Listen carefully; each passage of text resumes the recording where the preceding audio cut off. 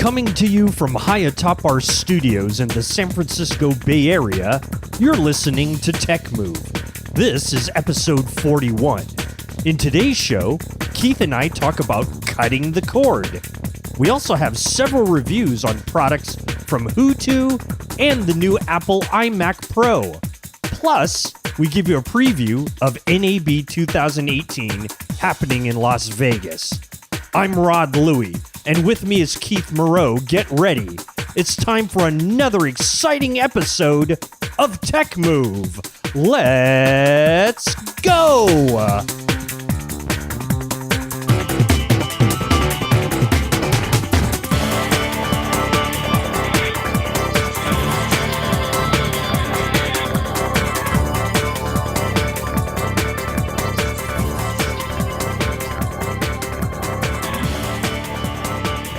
Well, welcome everyone to episode 41 of Tech Move. It is Rod Louie here, along with the illustrious Keith Moreau. Keith, how are you today? Very good, Rod. Thank you very much. How are you? Oh, I'm doing very, very well, especially since this is probably, you know, as we kind of explained at the end of episode 40, how we've had a lot of material kind of in the can. And we kind of want to bring it out now, but we also want to talk about some things that have happened to us as far as this early part of the new year, as far as new gear and stuff like that.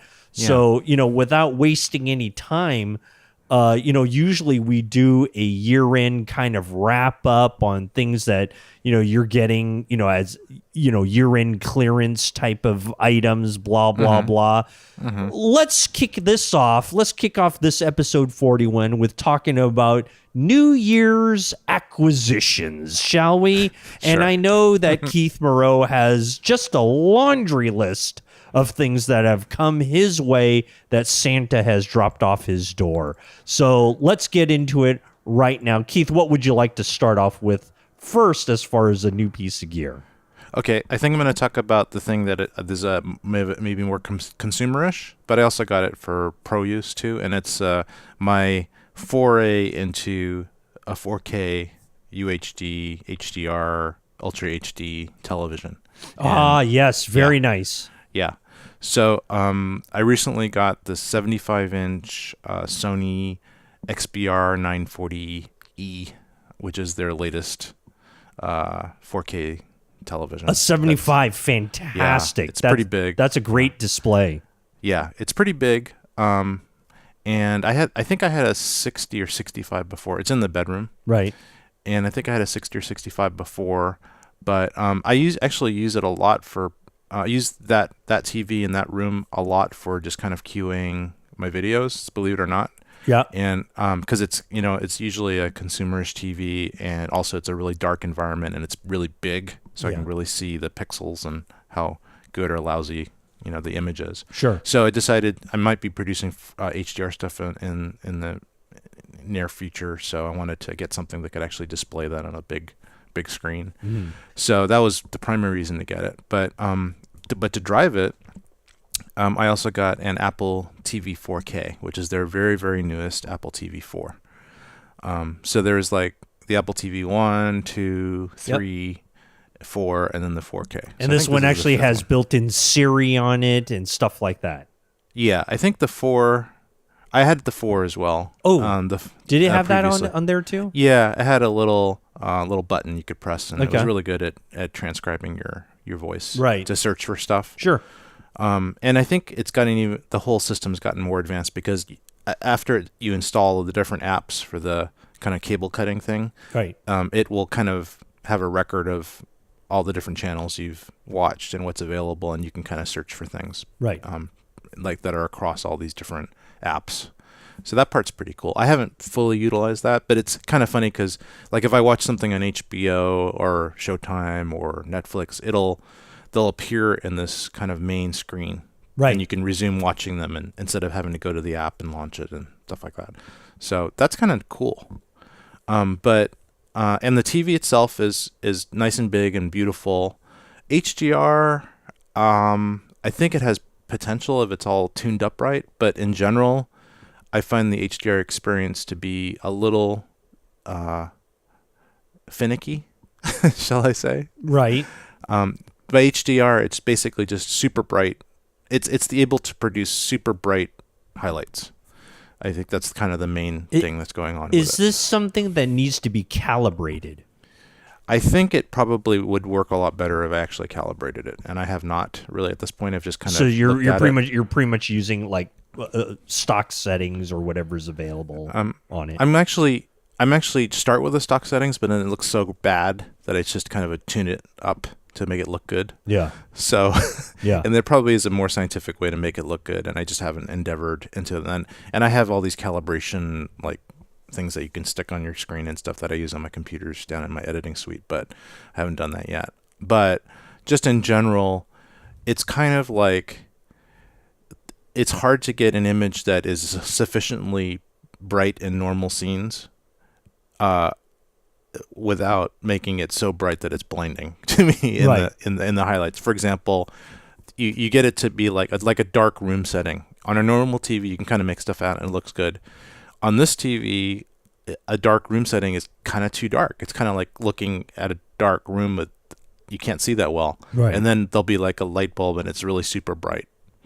So it's kind of weird. It's like, yeah, maybe it's more realistic, but I'm not used to looking at a TV that way. I'm used to looking at a TV where all the tones are compressed, you know, and everything's fitting into this like 8-bit tonal range and luminance range. And now it's got 10 or 12-bit luminance range going on and lots of colors. And it's kind of I got it to be tuned so that it starts looking kind of more normal, but a little bit more dynamic on the high end. So, but I'm just saying for anybody who gets one of these, maybe don't expect it to be super awesome when you first get it.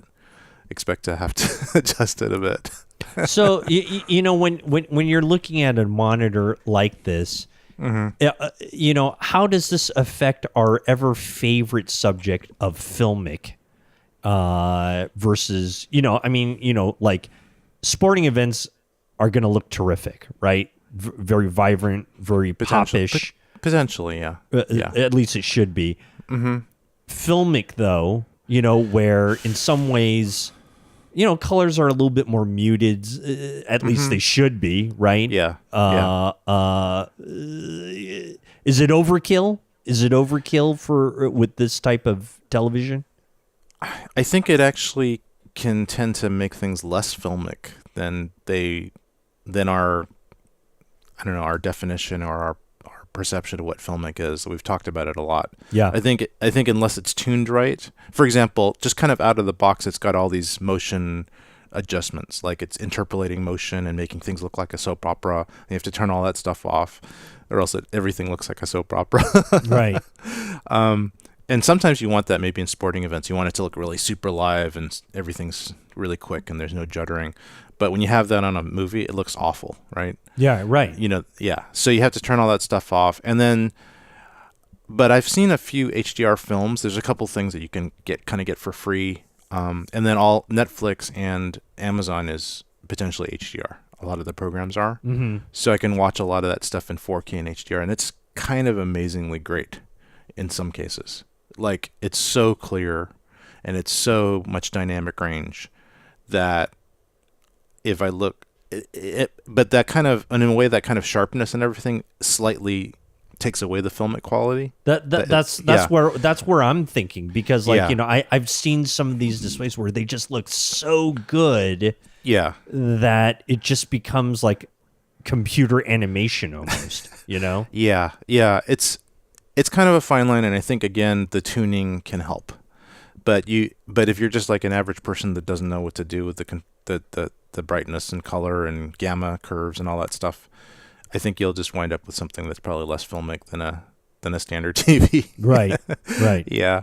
So with me, I'm always feeling it. It's kind of like when Veronica and I are watching TV. I like pause. I say, "Sorry, sweet, I have to just pause this, and I'm just going to make some adjustments on the TV as I notice things that are weird and not pleasing." Right. So yeah, and most people probably wouldn't do that. They just kind of leave it in whatever setting it is, and then just accept it. So I think you have to be kind of geeky to get these things to look good, the HDR ones. But here's my rant on this. So I got this super Apple TV 4K. Right. And it had this weird issue. Like it seemed like it was broken, because basically it would work fine. You know, I'd set it all up, work great, love the interface. The Apple TV interface, bar none, is the best interface out of any player, right? Right. It really looks great. It's a fun thing. They really gave it a lot of thought. It looks awesome. Yeah. It makes like the Roku interface look like it's 20 years. It's 2 decades behind the times. Correct. Or even the Sony interface that comes with the TV. It all looks like, it's like Mac versus Windows, right? Right. Everything else looks like Windows, and the Apple TV looks like a Mac. That's just like the easiest definition. So all that's pretty cool. And then the remote is simple, maybe too simple, but it's still pretty good. So I love that part of it. But all that is thrown out the window, because basically, out of the box and kind of in general, I think there's a really huge bug with the Apple TV 4K on 4K material. If you are watching something in 4K and you have all the cables and everything, all the HDMI and the right cables and everything set up to drive the TV in 4K and the high definition and the high color and all that stuff, after the Apple TV goes to sleep, or some amount of time goes on, the Apple TV and the TV miscommunicate. And basically, it is continually like losing the signal. So I'll turn everything off for the night, come back the next day, and then the TV can't find the Apple TV, or if the Apple TV does play, it plays black. So, or it'll say it can't play, or there's a problem. Sorry, you're gonna have to restart on the Apple TV. You know, basically, it just doesn't work if you let it sit for a while in 4K. And of course, I don't want to keep switching it between. I just want it to be a 4K thing.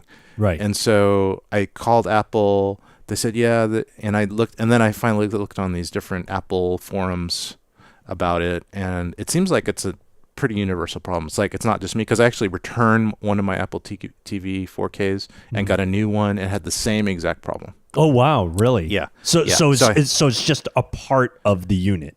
It's a bug. It's a bug. And I think that they basically just need to buy a TV like mine, or actually it's not just my brand. It happens with LGs and Samsungs and other TVs that other people are talking about, and just connect it for a while, let it go to sleep or whatever it does, come back, and then this problem will happen. I think it's an HDMI problem. I think it's like it's losing signal and it can't reconnect, and then it's not smart enough to just restart itself. So it's kind of a shame, and I don't know if it's ever going to be fixed, but somebody in one of the forums, somebody mentioned that they had put an HDMI switch in between the TV and the Apple TV. So I figured, okay, I'm going to spend $35, and there were some really good switches for pretty cheap. Yeah. There's tons of them out there. Yep. And so a couple days ago, I installed that. And as a switch, I think it kind of sucks because it doesn't seem to switch reliably. Like if I go to one 4K thing and another thing, when I go back to the Apple TV, it's kind of got like a half digital noise and half not. Oh, okay. But yeah, because I think maybe it's just not, maybe it's another Apple TV issue. But if my remote, I have this kind of fancy remote that turns everything on and off and controls everything. It's a Harmony remote. Right. If I turn everything off at the end of my watching session, which I normally do, it doesn't turn the Apple TV off because that's just kind of always on, but it turns the switch off and it turns the TV off. And I think by doing that, the Apple TV is kind of on its own, and it goes, oh, okay, everything's off. I'm going to reset myself. And then when you turn everything back on, it kind of is monitoring the HDMI and it's resetting. And so I don't actually, with the switch in the line, I think it's actually working, because every time I've come back, it hasn't had this issue. I've been able to resume my stuff, and I don't have this issue. So I'm gonna post on the forums about this. But basically, if you're out there and you have this issue, get a cheap switch, put it in between. If you still are really tied to keeping your Apple TV 4K, just try this. I think it'll probably work. And so that's a pretty good workaround there. I think so. Jury's out. Maybe by the next time we record, I'll just go, it just all sucks. Right. And returning it. But for now, it's a good workaround. Sure. Yeah. Oh, that's great. No, yeah, that's an excellent thing. Well, and as far as the Sony TV, I guess you're. Do you think you're going to work on any calibration on it, or is it just you're just going to go with it? I probably will, but at this point, it looks good enough on most material that I've just hand adjusted it where I'm kind of happy with it. I think if I start, viewing my videos and producing HDR videos and think I'm gonna definitely get it, have a setting that's calibrated. For now though, I'm pretty happy with how it looks. It's a little. Another thing is with different apps, with different providers like HBO versus Netflix versus like Amazon. They have slightly. I think they have slightly different colorists or color standards. Sure. So they actually look different. Like I'm noticing that HBO stuff looks a lot dimmer than like Amazon stuff. Right? Mm-hmm. That's just an example, but it's kind of weird. So they can both be 4K HDR, but one needs a different setting sometimes. Yeah. Right. Which is kind of, and you'd never really experience that in standard definition or standard like HD. Mm-hmm. So yeah. So I think, but I'm happy with the TV. It's a nice big TV. It's not cheap. It's pretty expensive. Once you start getting into like the 75-inch and above, they start getting really expensive. Definitely. And then this one's supposed to be really good. It's got all the local dimming and everything. So it's really like probably the pinnacle of LCDs at this point unless you get like an OLED, it's one of the pinnacles of It's not a curved monitor, is it? It's a flat, right? I would never get a big curved one. I don't like those curved. Although you have a curved monitor for the editing studio, correct? I do. That's just because I'm sitting close. Right, but that's the only reason why it would be useful. Yeah, I don't think, unless your seating arrangement is just like one seat, right, like 5 feet away. I don't think the curved TV. I think it's a gimmick. Right. That's my opinion. Yeah, I've never liked it when I've seen it at the stores and stuff like that. So, yeah. One last thing, sure. When you're using the Apple TV and or the TV itself, you're not using Wi-Fi to get your 4K material.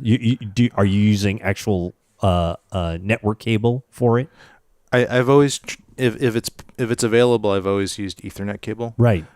So I have one Ethernet cable going into a hub switch, and then that fans out to my different things like the TV and the Apple TV and the Roku and the 4K Blu-ray. And I think that's all the 4K devices I have, and I have some other network devices. Yeah. So I have this the Roku.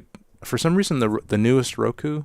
And maybe it's just the model I got. It does not have an Ethernet cable, but I guess the Wi-Fi is fast enough to support 4K. Like you're never going to get beyond what Netflix or HBO is transmitting. Right.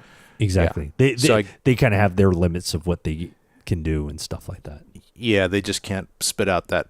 It would be too expensive for them to be putting out really dense, high bandwidth stuff that would only support Ethernet. So I guess it's okay because that was my fallback. I installed that, and of course it works perfectly without any workarounds.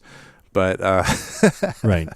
But it's a Roku, and it's not the same as Apple TV. Right. So I think Apple TV should just bundle this cheap Chinese switch with every Apple TV purchase. Right.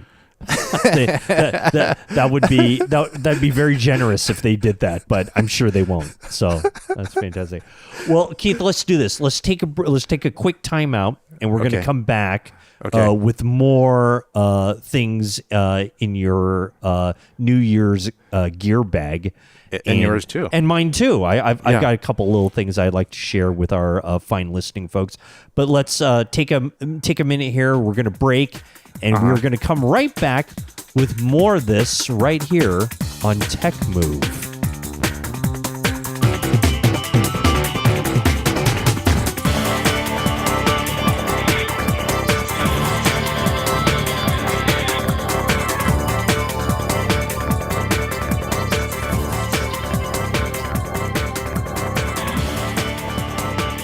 All right, we're back. It's Tech Move with Rod Louie and Keith Moreau, and we're continuing on with just our intro portion, which is so great because we have so much stuff to cover. Keith, let me start this second part of our little jolly intro, and make a dazzling announcement here on the airwaves of Tech Move, high atop our luxury studios here in the San Francisco Bay Area. Well, Rod Louie has yet again flaked out and flamed out because I am not, and I repeat, not going to purchase a Sony A6500. What? I know. It's shocking. It's shocking. Well, let me really state it in this way. I'm going to have to delay because instead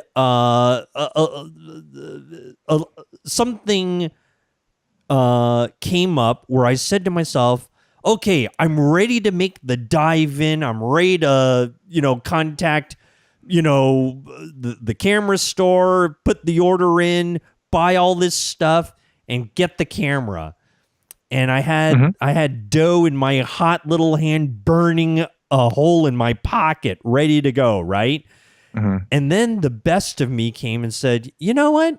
Is this the best way you could spend your money, your hard-earned piggy bank that you just broke open, and instead maybe you could use something that you could use more on an everyday thing?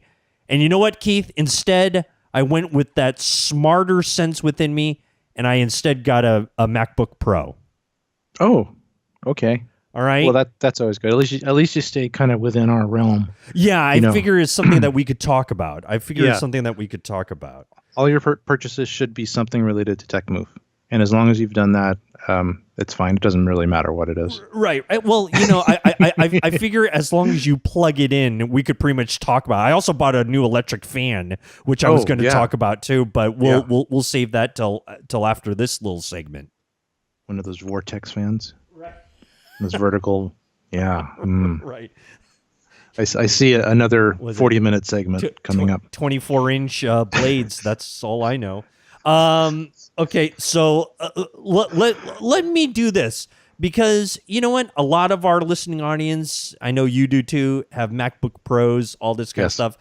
Standard MacBook Pro, it's great, it's fantastic. I love it. Yep. I'm using it, probably more often than I would a Sony A6500. But this is what I wanted to share, and this is going to be a good discussion for us because. Okay. It's still very relevant as far as my deciding on what to purchase. And so let me break out the scenario. Okay. So the A6500 can be bought as a kit at certain retailers, right? Like Amazon, they have a kit. I think B&H has one. I think that everybody. And a kit is like where you get this lens and then a couple other things thrown in. They might throw in a bag. They might throw in an extra SD card, a flash, whatever it is. Yeah. Okay, I'm a big fan of kits. Okay, yeah. I'm a big fan of kits because sometimes you get more bang for your buck. Okay. Yeah. Well, here's where I had made a little rough spreadsheet for myself to kind of think about. Really, was that going to be the best way to go? So let me share this with you. Okay. Sure. Let me share this with you.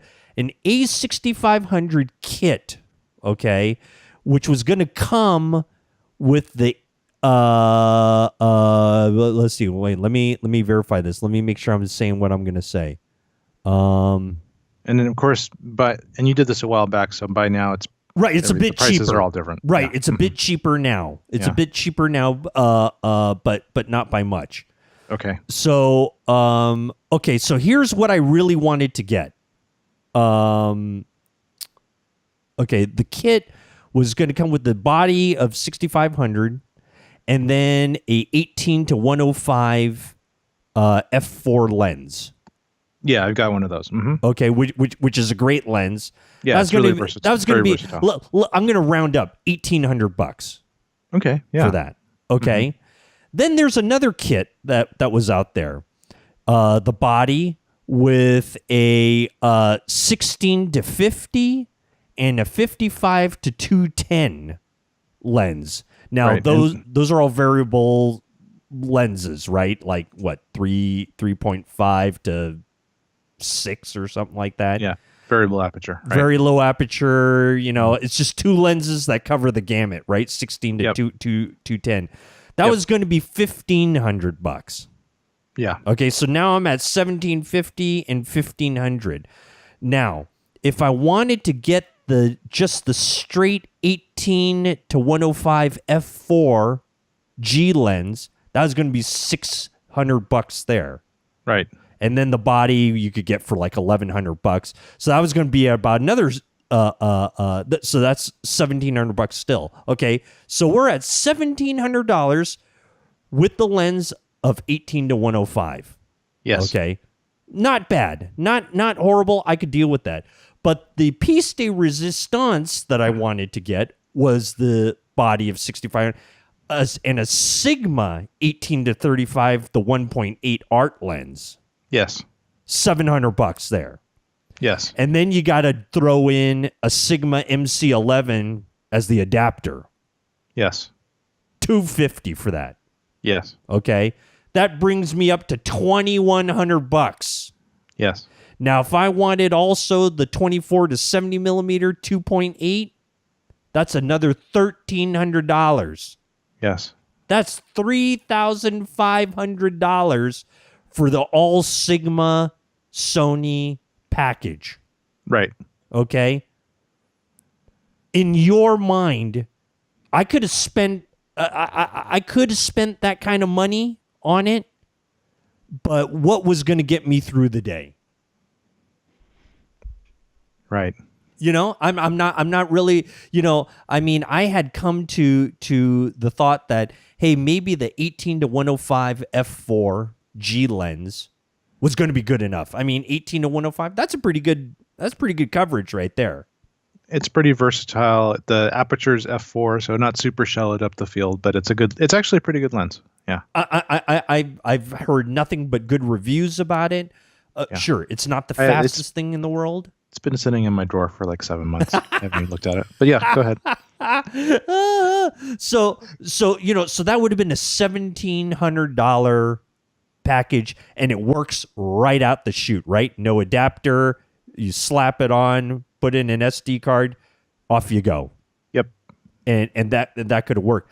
I was really thinking about that. I thought that maybe that might be the way to go. At $1,700 with an 18 to 105, that might get me through the day for everything that I do, which is essentially travel, vacation, family stuff, and then I'll save up my ducats to some other Sony 2.8 lens somewhere down the road or something like that, or or save up for the a Sigma Art with the adapter. But there we're talking, if I were just get the 18 to 35 with the adapter, that would have been $2,100. Yeah. So 2,100 versus 17, I think I could have dealt with an F4. Yeah. What are your thoughts? What do you think of that? What do you think of that logic? That's beautiful logic by me. Beautiful logic. That combo I actually have used several times with the A7s that I have. With an F4? With an F4? Yeah, with the F4, just to get the shot, just to have something where it's super light, because that lens is quite light. It feels like it's just, well, it's probably not super well made, but it's okay, quality wise. It's not like super heavy like the Sigmas. It's quite light, so it's a really good walk around lens that can get you pretty close if you need to zoom in. Right, and it's fairly wide as well, and it's got optical image stabilization too. Right. So it's pretty good. I think I've used it more in my FS5 than the Sony A7s, because the A7S and R2s have the built-in stabilization, so I don't need the stabilization in the lens as much. But the FS5 doesn't. So it's a good lens, and the autofocus and stuff that works pretty well with it. See, now here's the thing. So that's $1,700, right? Yeah, $1,700 for 65 and the F4. Or I could have gone with the two lenses of the 16 to 50 and the 55 to 210, which is even $300 less. Yeah. Than that. But I think the lenses are probably going to be much worse. Yeah, and not as versatile. And and the range and having to switch them around. And yeah, right. I'd say the other one's just, it's the one you could just keep on there all the time and not miss any shots and not spend a lot of time fiddling with changing lenses. Right. And and F4 will get me through the day and so on and so forth. And yeah. It will. And F4 with the APS-C type sensor is going to give you okay shallow depth of field. Not amazing, but you don't always need that. I've seen certain test shots, and I think some of those G lenses get some pretty nice images as far as photography goes. Yeah, I think so. I think they're pretty good. I think they're pretty good. Yeah, it's never let me down. It's in fact it helped because it's so easy to use. So I think that's a pretty good starter combo. True or untrue that when you zoom in with this one, the barrel doesn't move, right? It's all inside. Yeah. It is, and it's got a little servo thing on it, so it's just a lever you can move, and it zooms in and out. Okay, kind of mechanically, right? I think. No, it's actually got a electronic servo, zoom, so you can just, so it's electronic zoom. I think you can. I'm not sure if you can zoom manually or not. It's been so long since I've used it. As I said, it's in the drawer. Right. As per usual, as everything is. I bet you I bet you don't even know where the A65 is right now. I do not know where that is. It's probably the dog's chew toy right now. I'm gonna have to check that. Right. You will not confirm nor deny. I appreciate that. Okay, that's tremendous. That's tremendous. Well, okay, so the bad news here, ladies and gentlemen, I know you're heartbroken. Rod Louie did not get an A6500, but at the time of this recording, the rumor mill has been swirling about Sony's A6700. Ooh. Which maybe Keith might buy for me when he goes to NAB 2018. Oh, yeah. I'll get that for you. I just recommend you smash the case and then run like heck. and even though it'll be made out of Play-Doh, I don't care. It's non-functional. It'll be non-functional. There'll be no guts in it and stuff like that, but just take it anyway. Yeah. And I'll be very happy with that. So yeah. That's good, and then you could afford to buy some lenses for it. Right, exactly. So Keith, are you disappointed that I didn't get the A6500? Are you disappointed with that? What were we talking about again? Oh, right. The A6500. I think this is the record-setting subject matter. Yes. The 60. I think we've talked about it in about 6 different episodes. So you know what's tremendous? Which is about 5 years in tech move time. Well, it's been a while. And you know what's great about it is that at the time of this recording, Rod Louie's A camera is still the GH1. So take that, all you equipment hogs out there. Take that. I'm still using a GH1. How about that? So I do have a couple GH1s, GH4s I'm not using.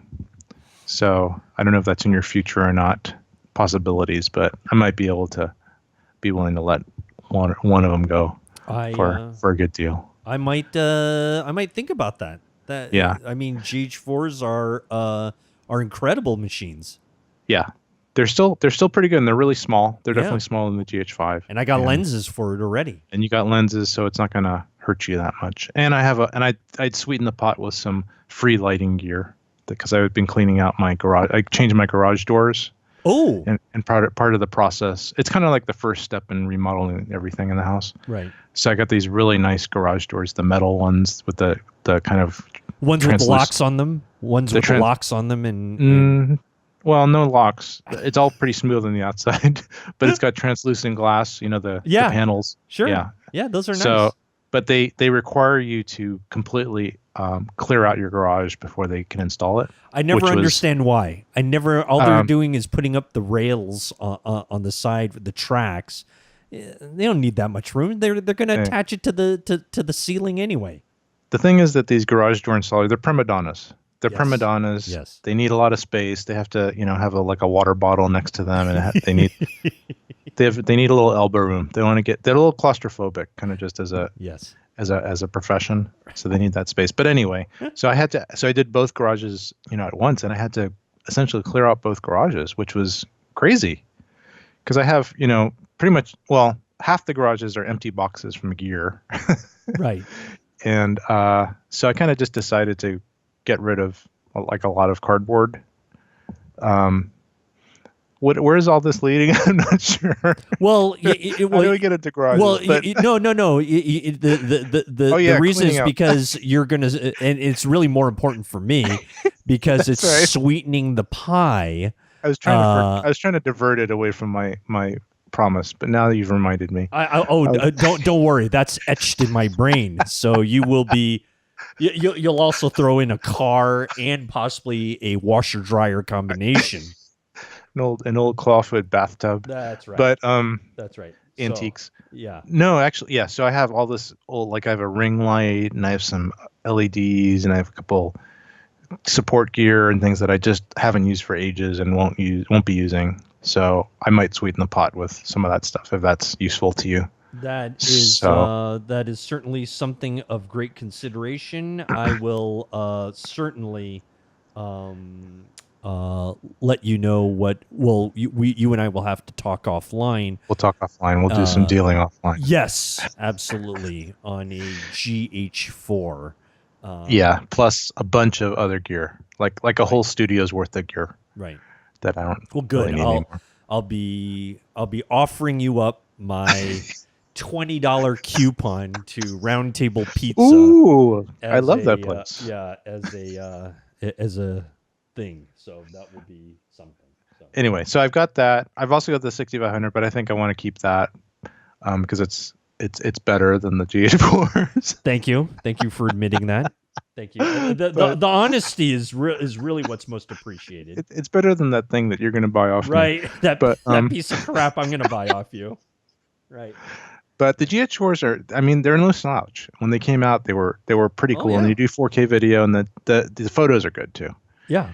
But anyway, I have a GH5 now. I'm kind of thinking about maybe getting the GH5S. I remember we talked about that before. You're really thinking about doing it? Kind of thinking. It's like for some reason at first I said, nah, what's the point?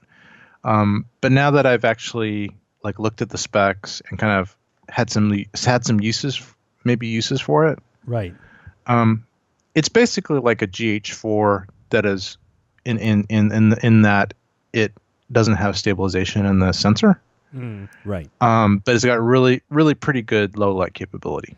And the reason why they didn't put that stabilization, because they always figured that if this is going to be a true cinema camera, it's going to be on a tripod anyway, and you're not going to be running and gunning with it and all this kind of stuff. So that's why they took that out. Yeah. And also no other real cinema camera has stabilization. There's no camera that really has it. The only one that's even close is the GH5. And I mean, you could kind of consider the GH5 kind of like a cheap cinema camera for all the features it has because of the bit rate and everything that it can do. But yeah, so the and also the color science is a little bit better. It's not quite as green. So I think the images are going to look better than the GH5. Mm-hmm. So those two things. And not necessarily for like A cams or even B cams, or maybe like C cams. Like for example, the other day I was doing this thing behind the stage, and I had an A7S up there in the corner, and I didn't want it to be too big, so I didn't have an extra battery grip or extra power supply, and I had a little battery in it, and the thing died in the middle. Oh of the my! show. Yeah, and I thought it would last an hour, but it only lasted like 20 or 30 minutes. I don't know why. It's like those little batteries are just unreliable. So. The thing about the GH4 and GH5s is that their batteries last a while. They last for a couple hours at least, if not more. So that part's really cool. So if I could have a really high quality camera that I could just kind of like set it and forget it and not worry about it for a couple hours with the battery in there and it's still kind of small, that part's kind of cool. Right. Yeah. Right. And then it has the high bitrate capability and the low light.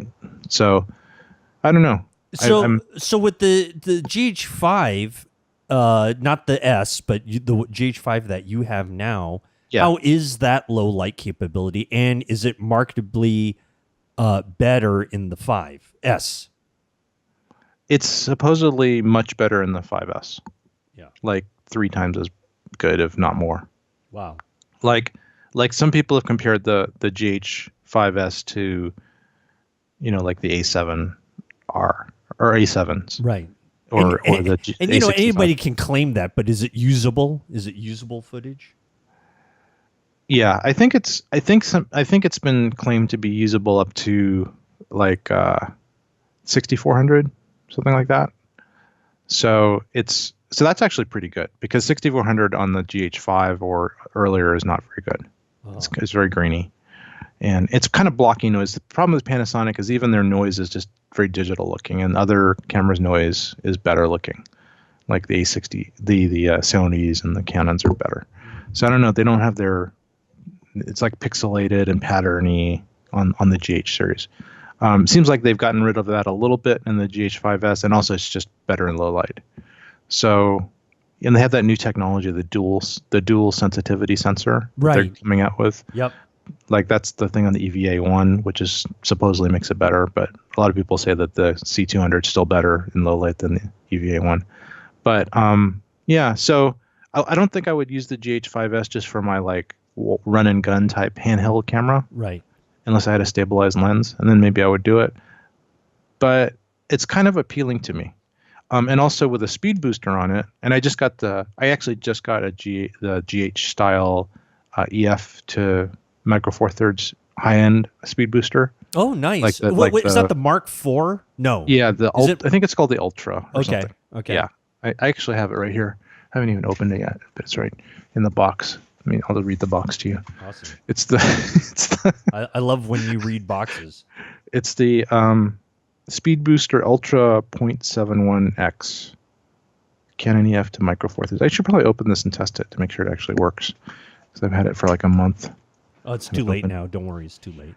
I know, but anyway, yeah. So with the Speed Booster and a fast lens, it actually can be pretty good in low light. And the S, you could start rivaling like the Sonys. Mm-hmm. Mm-hmm. So, and then I think the picture quality is getting there. It's probably not quite as good as the Sonys, but it's getting there. And I also think that the 5S includes S-Log. Vlog or Vlog, yeah, Vlog, so that you won't have to buy it. It'll already be a part of it. Yeah. So we'll see. I'm kind of thinking about it. We'll see what happens at NAB and other stuff. So anyway, I guess back to.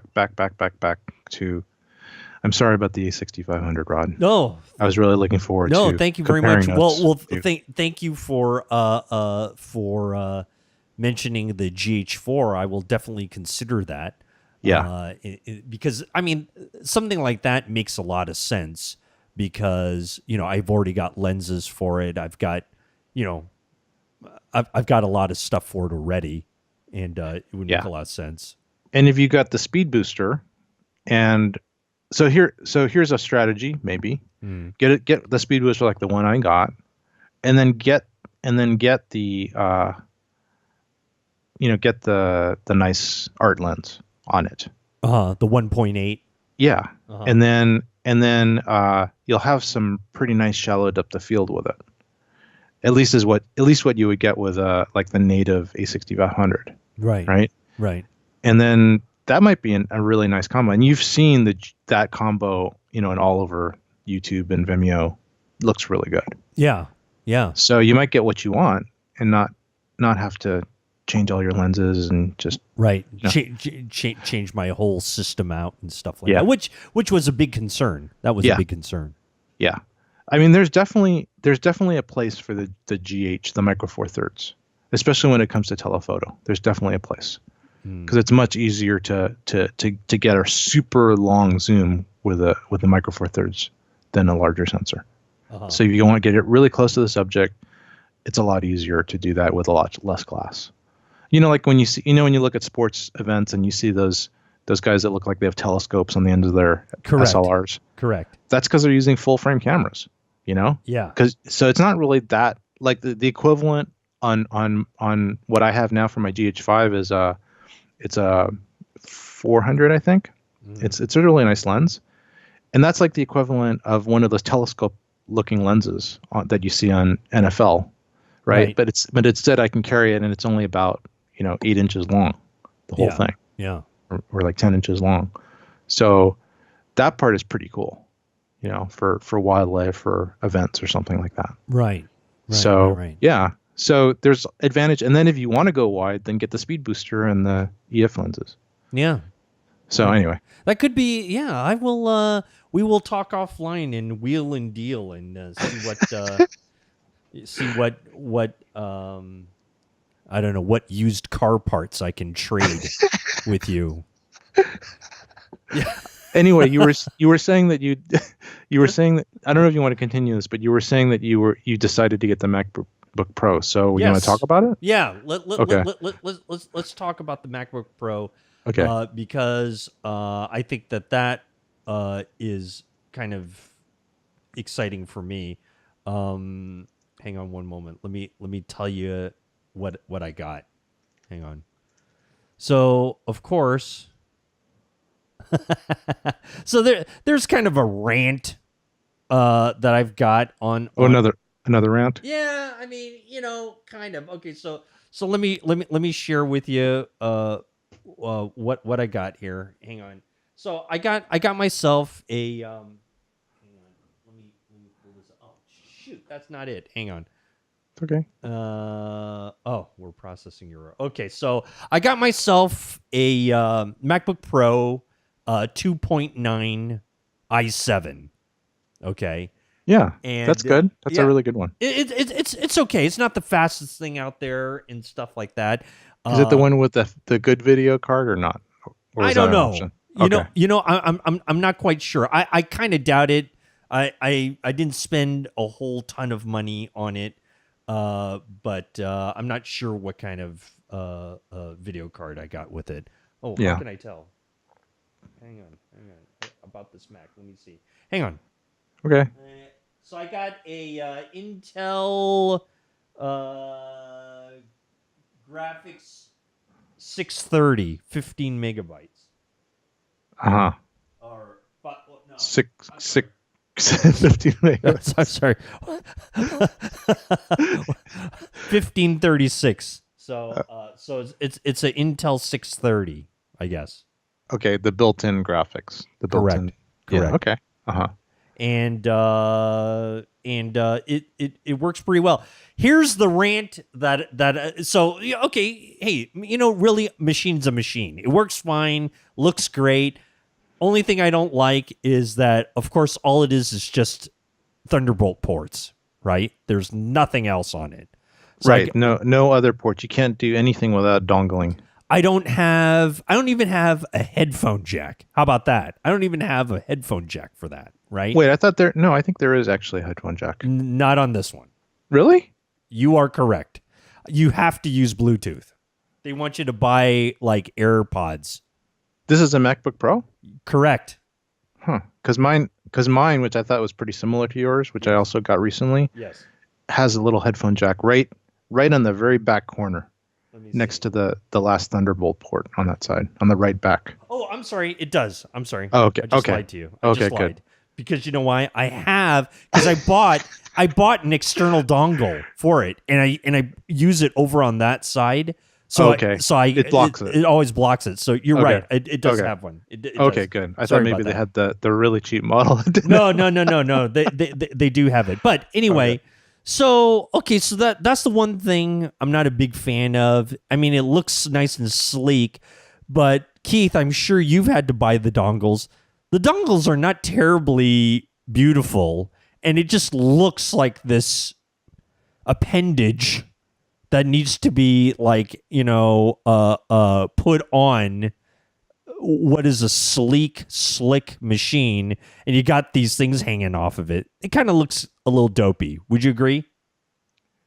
The looks of it when you're hanging everything off, no, not overly attractive. Right. But But you don't? Do you actually have a lot of things hanging out off of it? I don't. So I only plug it in when I need it. When I need it, right? So like, which is what I'm going to get to, which is why I need to get a dongle in the first place. Okay, so I'm going to use this MacBook Pro just like I use my Mac, right? And I don't know what you do, but I also like running Windows on my Macs.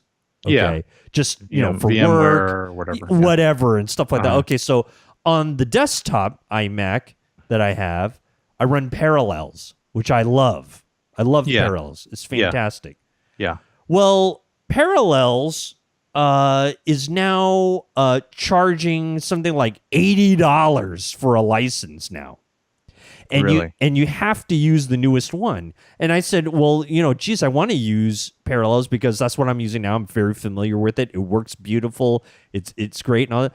I ain't paying no $80 for no, I mean, I won't even pay, I won't even give you $50 for a GH4. I'm going to try and get you down to $20 for crying out loud. So anyway, $80 on a license for Parallels.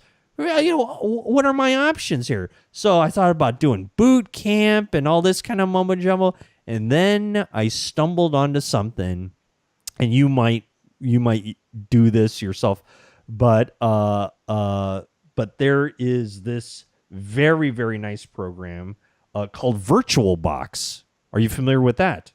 I've heard of it. Yes. VirtualBox is from Oracle, and it is a free VM thing. Oh, okay. So it's free, and I've installed it. I've installed my Windows and my Microsoft Office on that environment.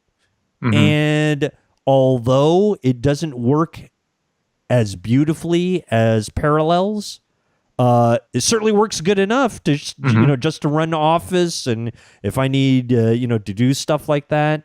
It's going to work out great. It's really good, and I didn't have to pay $80 for a freaking license, which drives me bananas. Yeah. Here's another thing. Here's another rant that I have. A friend of mine had Parallels 9 as part of an OEM for a couple of MacBook Airs he had bought several years back. Okay. And they threw in Parallels 9 with it. Well, Parallels is up to version like 13 now or something like that.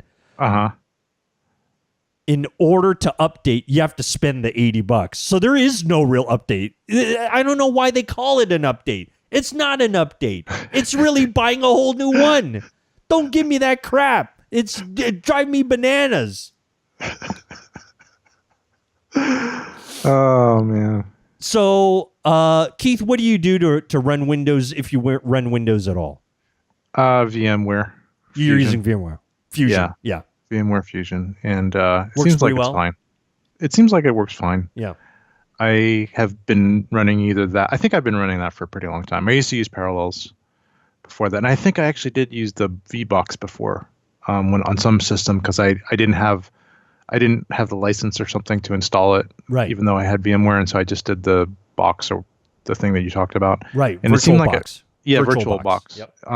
Or maybe I was installing on somebody else's system and they needed to run some PC software, and I just did it. I can't remember, but it seemed to work fine. Yeah. So that's a good solution. Yeah, it's a really great solution. I'm pleased with it. Again, it's not without its hiccups. It doesn't run quite as smoothly as Parallels, but for free, what are you going to complain about? Yes, exactly. So exactly. There you go. Keith, what are your thoughts about the MacBook Pro? I think it's actually really pretty. It's a great machine. I really love it. It's really just the design, the color, the new space gray color they've come out with is really pretty. Yeah, I got the space gray too. Yeah. And touch bar, you like the touch bar? I like the touch bar. I actually, had seen it before and I thought it was a gimmick. Yeah. And I thought it was kind of like, this is just annoying. I'm never using it. I'm never using it. Hardly ever. So it's not that I don't use it that much or do use it, but I kind of like the idea of it. I like the fact that it has when you touch it, like for example, if you want to turn up or down the volume or up or down the brightness, it turns into a slider as you touch it. Right. And move it. And I think that's really cool. It's cool because it turns into something as you're using it that's kind of useful. Yes. Absolutely. Whereas before you'd always have to just kind of tap the up or down volume button or whatever. You couldn't slide it. Correct. And I think it might have some use, like for some applications, some Apple applications or applications that support the scrubbing and stuff like that. Although at this point I haven't really used it for that. Right. So I don't find it detracting from the performance of the Mac. Like I don't think it's in the way of anything for me. It's not. I wasn't in love with the other buttons so much, the hard buttons. Yeah. That making it a soft touch has ruined anything. So that part's good. And then it has potential for some interesting usefulness to it. I have to interrupt and say that something that I am not used to, and you are, because this is my first laptop I've ever owned. I'm not used to this the touchpad.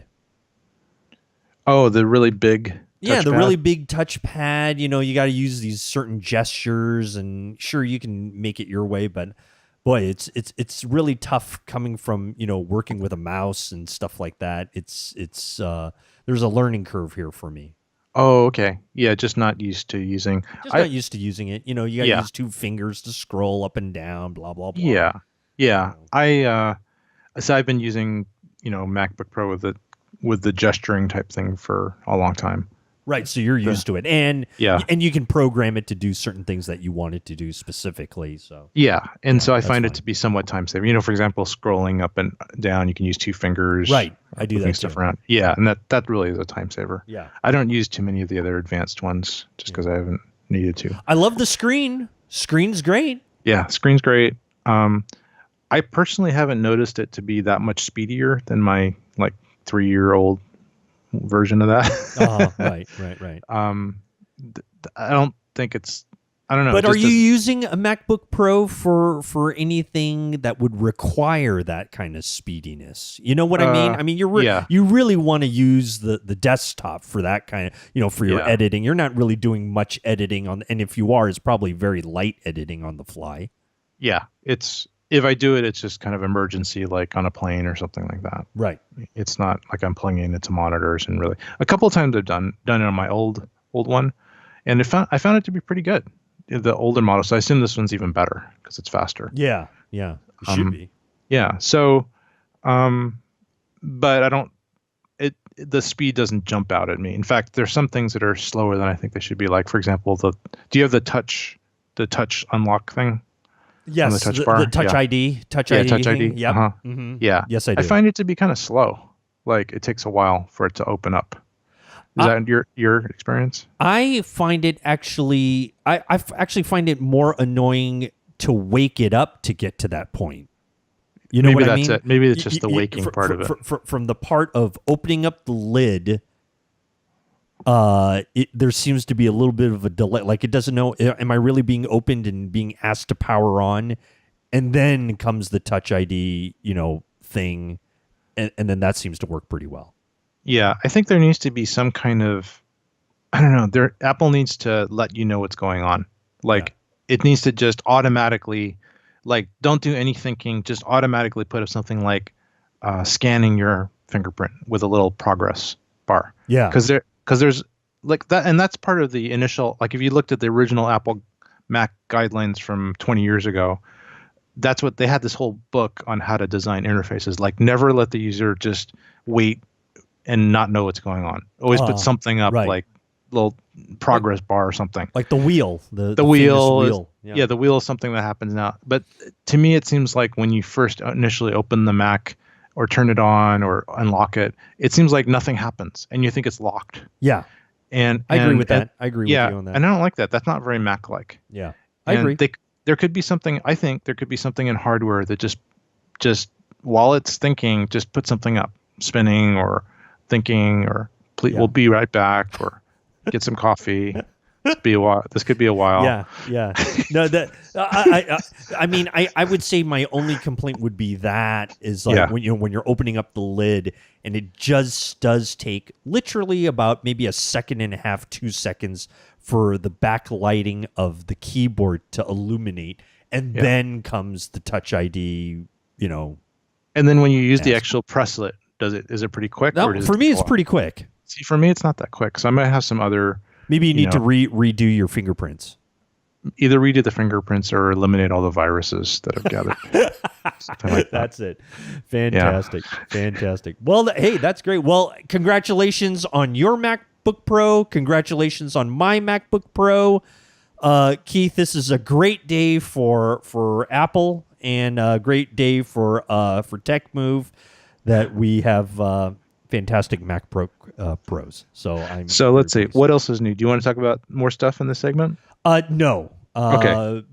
I do not, because I want to take a break, and I do not want to talk anymore because I'm still overly heated with Parallels and them asking me for $80 for a new license, and it's not an upgrade; it's a new. I had a license. Parallel license in my drawer collecting dust next to my It Sony, wouldn't have worked. Sony lenses. I don't worry, I've tried. It wouldn't have worked. I've already tried. All right, we're taking a break because my blood pressure has to come down, and we will come back and talk more about this. All right, Keith? Okay. I appreciate it. All right, we'll be right back with more on this we call Tech Move. All right.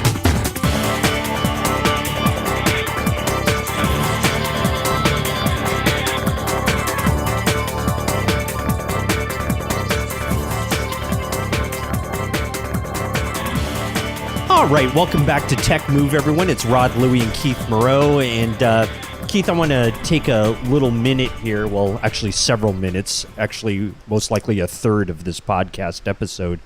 To talk about something that has occurred with me that nobody else might find interesting, but I do, because it's, of course, happening to me. And really, that's the most important thing in life itself.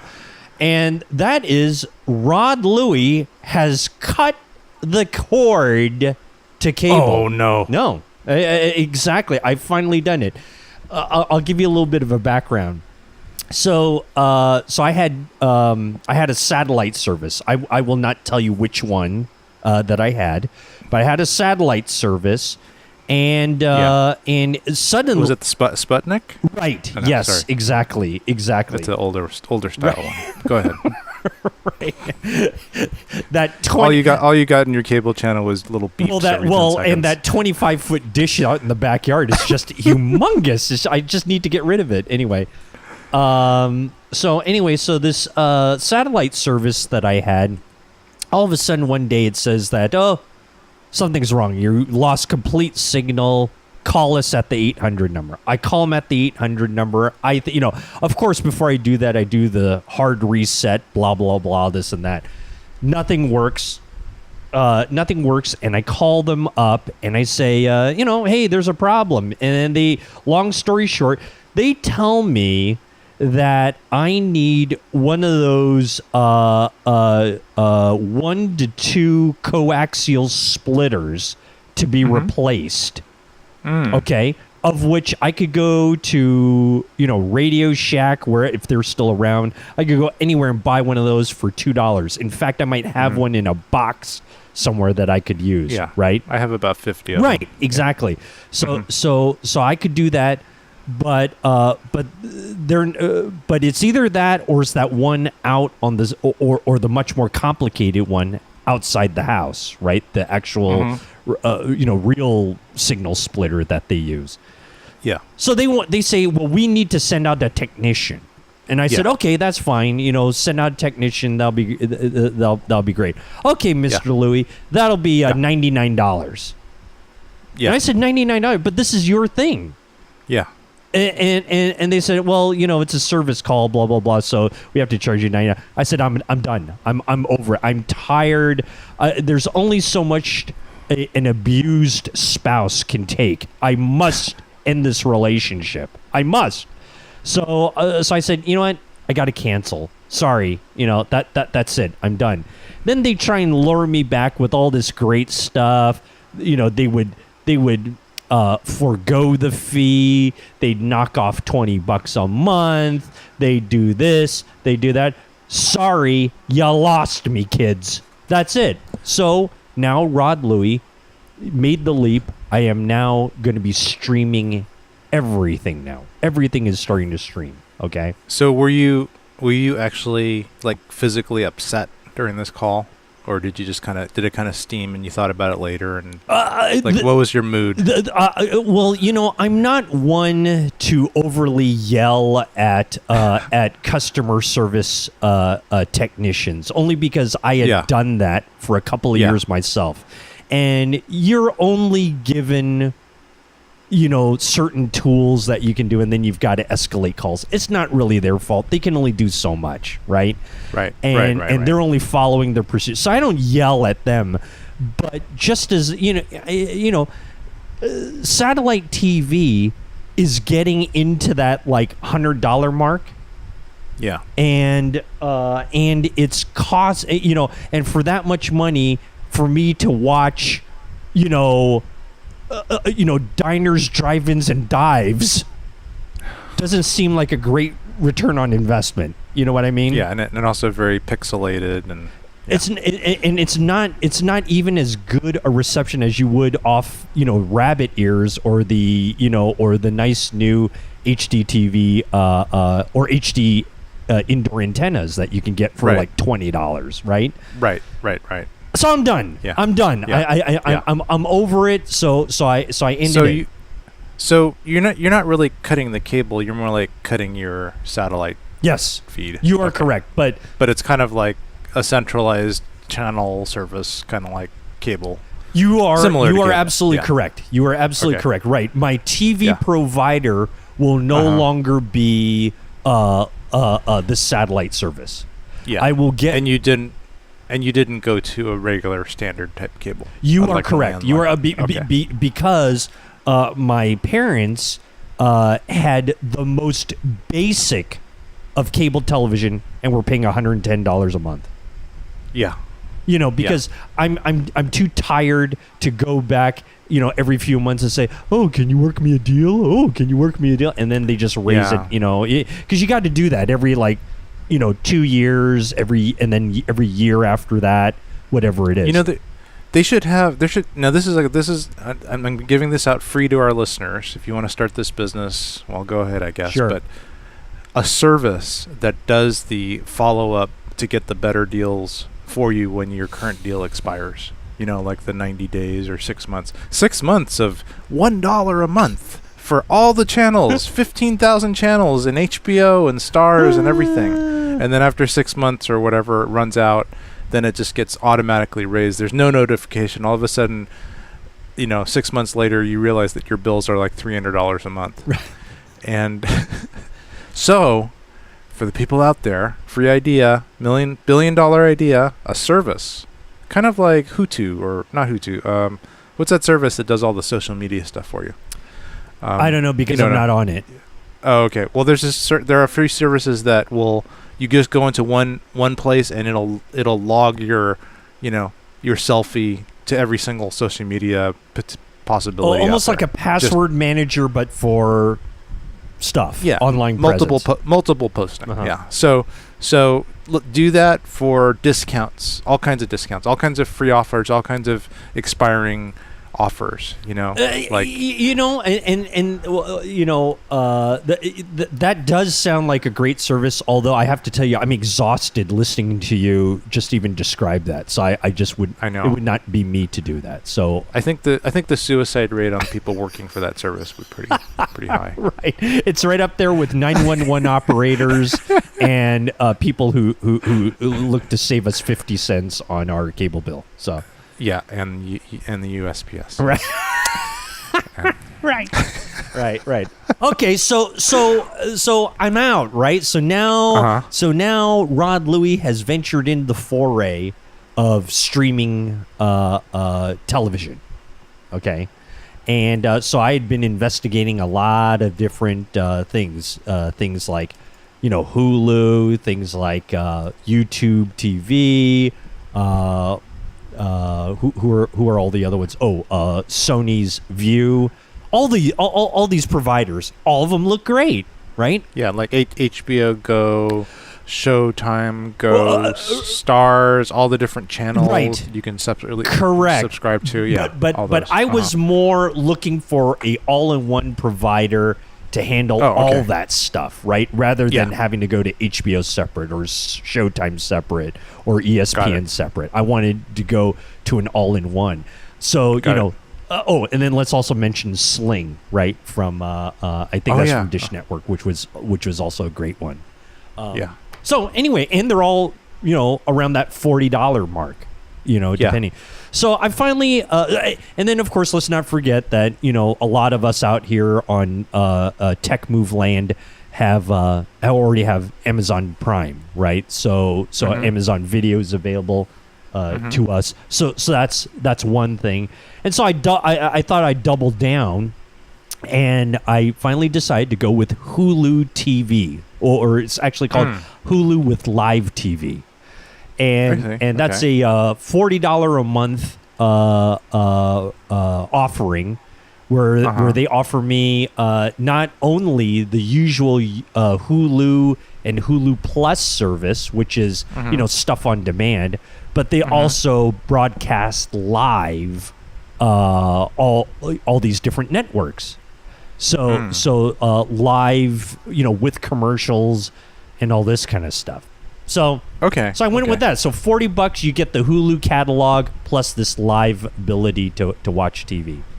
And so it's just got all the major networks plus like normal cable channels that you might get. And the ones that I like. And the ones that I like, like your ESPNs, your local sports channels, and your major networks, and things like TBS, FX, home, HGTV, Food, all that stuff. It's great. I love it. I think it's great. I think it works great. How do you access it? You access it through for me. Okay, well, see this. Everyone will access it better than I will. and this is a thing, because I've got a lot to tell you, Keith. This is an incredible story, because you might not remember, or you've tried to hide it away in the depths of your mind because it's too painful for you to listen to. But Rod Louie still owns this gargantuan projection-sized TV. It's a rear projection TV. That weighs about 10,000 pounds, right? Yeah. And I actually thought that was going to be confiscated by the government for, old dangerous technology. Real short, funny story. It broke down on me. So I had a repair guy come out to look at it. Right? I had a repair guy. He had to make a house call because it's so heavy it can't go anywhere. So a repair guy's got to come out here. He tells me that the replacement card on it would cost me $350 to replace. I said, man, that's a lot of money for a TV that's worth nothing, right? So I said, okay, great. So I called around. It was going to cost me $500 to have it thrown away. It was going to cost me like $500 to have one of those junk guys come and take it and throw it away. So I said, you know what? I'll pay the $350 and get it fixed, and it'll still work. So this thing is so old, Keith, that all it has on it is component video. Yeah. Okay? Red, green, and blue. Right? What happens when you get a device that doesn't have component? Well, how do you plug it in? That's where I'm coming to. So I've owned a couple of these now. In fact, I just replaced one. I have a HDMI to component converter. They're around $40. I bought my first one about 2 years ago when I got my Sony PlayStation, and I got one of those, and it worked great. You plug the HDMI into this thing, and then I take the component out and put it in the TV. Works fantastic, right? Yeah. But then I noticed that some of the things, even within the PS3, were not working right. Like some of the installed apps, like the YouTubes, weren't working well. The Hulu was not working well. I said, maybe it's my converter. So I decided to spend another $30 on a new converter. All right. And I just got that plugged in. Everything works beautiful. So good that I'm now able to plug in my Chromecast into this converter, and now it shows up on my old TV. So it works great. Really fantastic. So the converter must do some re-interlacing or something like that. Yes. And because I think what happens with the component signals sometimes is that they need to be interlaced to go to. I think component may only support 1080i, but I could be wrong. You're exactly correct. You're exactly correct. And my TV only supports 1080i, right? Yeah. It supports 720p or 1080i. And so I need I need to kind of dumb that down, right? Yeah. So of which with my little converter, it dumbs it down just beautifully. So it works great. So now I'm able to stream with my using my Chromecast, using my PS3, all on my old television set, and it just works great. So now, oh, timeout. Oh. Have I not been recording? Oh, no, I am. Sorry about that. That's okay. Okay. So we can edit. No, we're good. So now it really works terrific. But the thing about it now is that obviously I need better internet access for all this streaming that I'm doing. Now, the great thing about some of these things, like your Netflix, like your Hulus, like your YouTubes, they have the technology where you don't really have to have like the fastest broadband ever in order to get their content. It just kind of depends on whether or not, like you said before, whether it pixelates, whether it buffers, whatever it is, stuff like that, right? So my internet package, I think it's really not that big. I think it's like a 8 or 12 meg package of down. So it's not really big, but 8 megabits or 10 megabits per second, something like that. Right. Yeah. Exactly. So which is not a whole lot, right? Because what do? You probably do like 10,000 megabits per second or something like that. I have 250. See, you could never live. I live like a caveman compared to you. I live like a caveman. So anyway, so I'm getting 8 to 10, and it seems to be working pretty good. Sometimes you get a little buffer or whatever it is, but I can live with that because I'm so cheap. So, but which leads me to the ever popular question about the AT&T Uverse router that I have, and whether or not to switch that out for my old router that I used to have, which was a very nice Linksys router. I've the Linksys that also does Wi-Fi and Ethernet. You are correct. It's an N router. And I'm trying, and I've done some research about running it in parallel with the AT&T and this Linksys. And I guess I guess like a real simple way to think about it is that the AT&T one, would just have the internet that comes through the wall decipher it, and then I take that signal, put it to my Linksys, and then use my Linksys to do all the Wi-Fi stuff. Yeah. And then if I guess you've had any Ethernet connections, but you probably don't. It's probably just mostly Wi-Fi right now. I mean, I do have a lot of Ethernet stuff, but I have a port for that, so I have no problem with running that as well. But I'm just totally thinking about running these things in parallel and hoping that goes. Yeah. So, I have, lots of the similar situation as you. I actually didn't cut the cord. I actually added to the cord and made the cord thicker and more expensive. Right. So maybe kind of like the opposite of you, but right. So now I have like 3,000 channels that I don't watch ever, and pay a lot more for those channels that I never watch. But whatever. But so I have Xfinity, which is Comcast. Yep. And well, and see, for that you get a nice package deal. Admittedly, you get a nice package deal. I think I have boundless entertainment if I want it. Yes. If I have time. The router, their modem, I guess it's called a modem. It's pretty advanced. It's pretty big, and I think it's actually pretty good technology. It goes pretty fast. So it has built-in Wi-Fi. It's actually in my server closet, because that's kind of where all my Ethernet connections terminate to. So it makes sense for it to be there. Yep. I also have a 24-port. I think it's Linksys Cisco or some fancy hub switch that connects all my Ethernet stuff together, because I have tons of Ethernet all over the house. Yep. So, but I kind of do this. I'm doing what you are thinking of doing, which is I actually have an Airport Extreme. I guess it's the tall one, the newest. And that's Airport. The Apple product, is it not? Yep. It's the Apple product, and you pay kind of a lot for them. They're like $200 or more. They're supposed to be really great, though.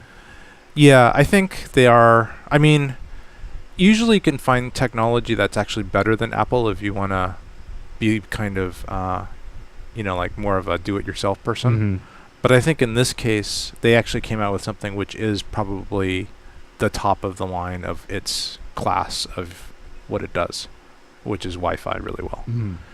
So it has a few Ethernet ports in it for that type of routing, and then it has a really good Wi-Fi access point, which somehow the technology can kind of aim the signal so that it gives really good service to far away things by just focusing the beam.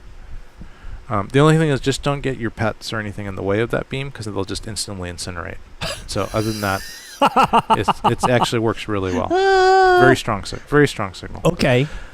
But yeah. Now, so I you have a pretty big house. So do you have access points all around the house, or just in that server closet, and just hope for the best that it goes all throughout the house? I have. Oh, actually, no. I have the just the Xfinity kind of modem thing, which has its own Wi-Fi thing, which I haven't turned off. Oh, you actually left that on. Oh, I left it on. They recommend that you turn that off when you do this type of thing. Yeah, I just left it on. It's on its own channel, and there's ways to kind of make it so it doesn't interfere with other stuff in your house. There's different channels of Wi-Fi that you can choose. You want to get them to as far away as possible. So what you do is, what I did was I set my Apple Extreme thing in bridging mode.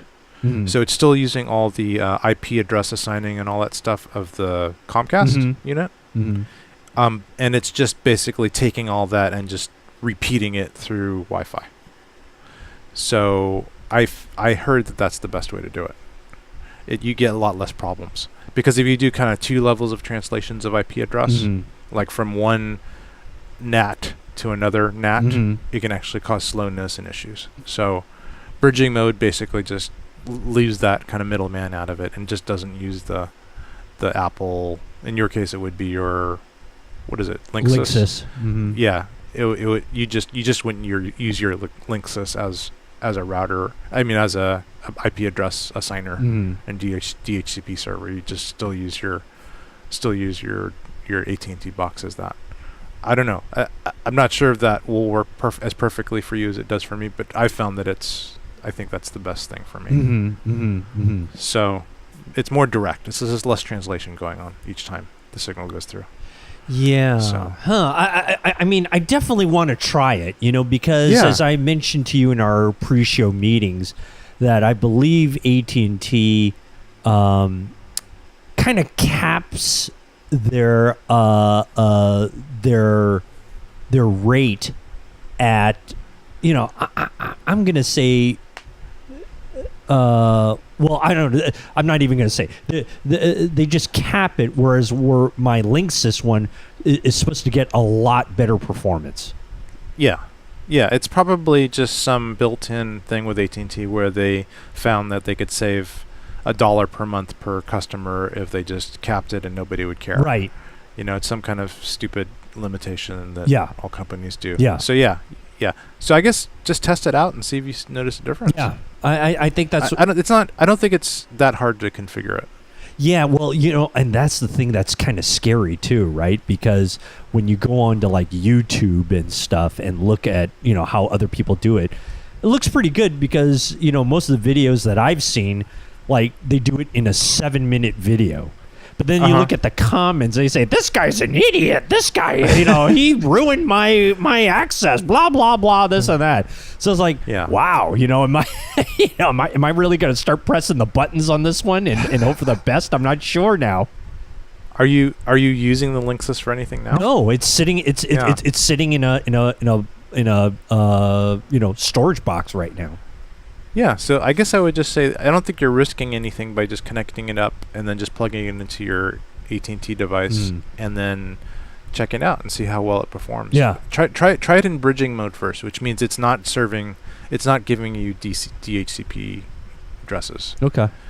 And then it'll just kind of repeat what the AT&T box is doing. Oh, okay. Yeah. It'll just, and then it's less complicated because then you don't have two sets of different addresses depending on where you're emanating from. So yeah, I think I would just try that, see if you get good performance or better performance, and then leave that, and then you have more Wi-Fi radiation in your house, and, which is what I'm looking for. Yes, we all need. I'm looking for that. No, that's great. Well, thank you, Keith. That's great advice. I will I will try that in bridging mode, and I will let everyone know if I'm able to communicate with the outside world ever again after doing this. So yeah, if we never have another podcast, that's why. Then we'll know that bridging mode doesn't work. Right, that bridging mode does not work. Exactly. Okay, well that's excellent. That's fantastic. Well, Keith, thank you very much for that. Yep. I will let you know more about my adventures of cutting the cord, and we will see what other trouble I can get into with that. I can't wait to hear your adventures of cord cutting. Thank you. I appreciate it. Neither can me and the rest of my family. So, all right, we'll come back with more Tech Move right after this.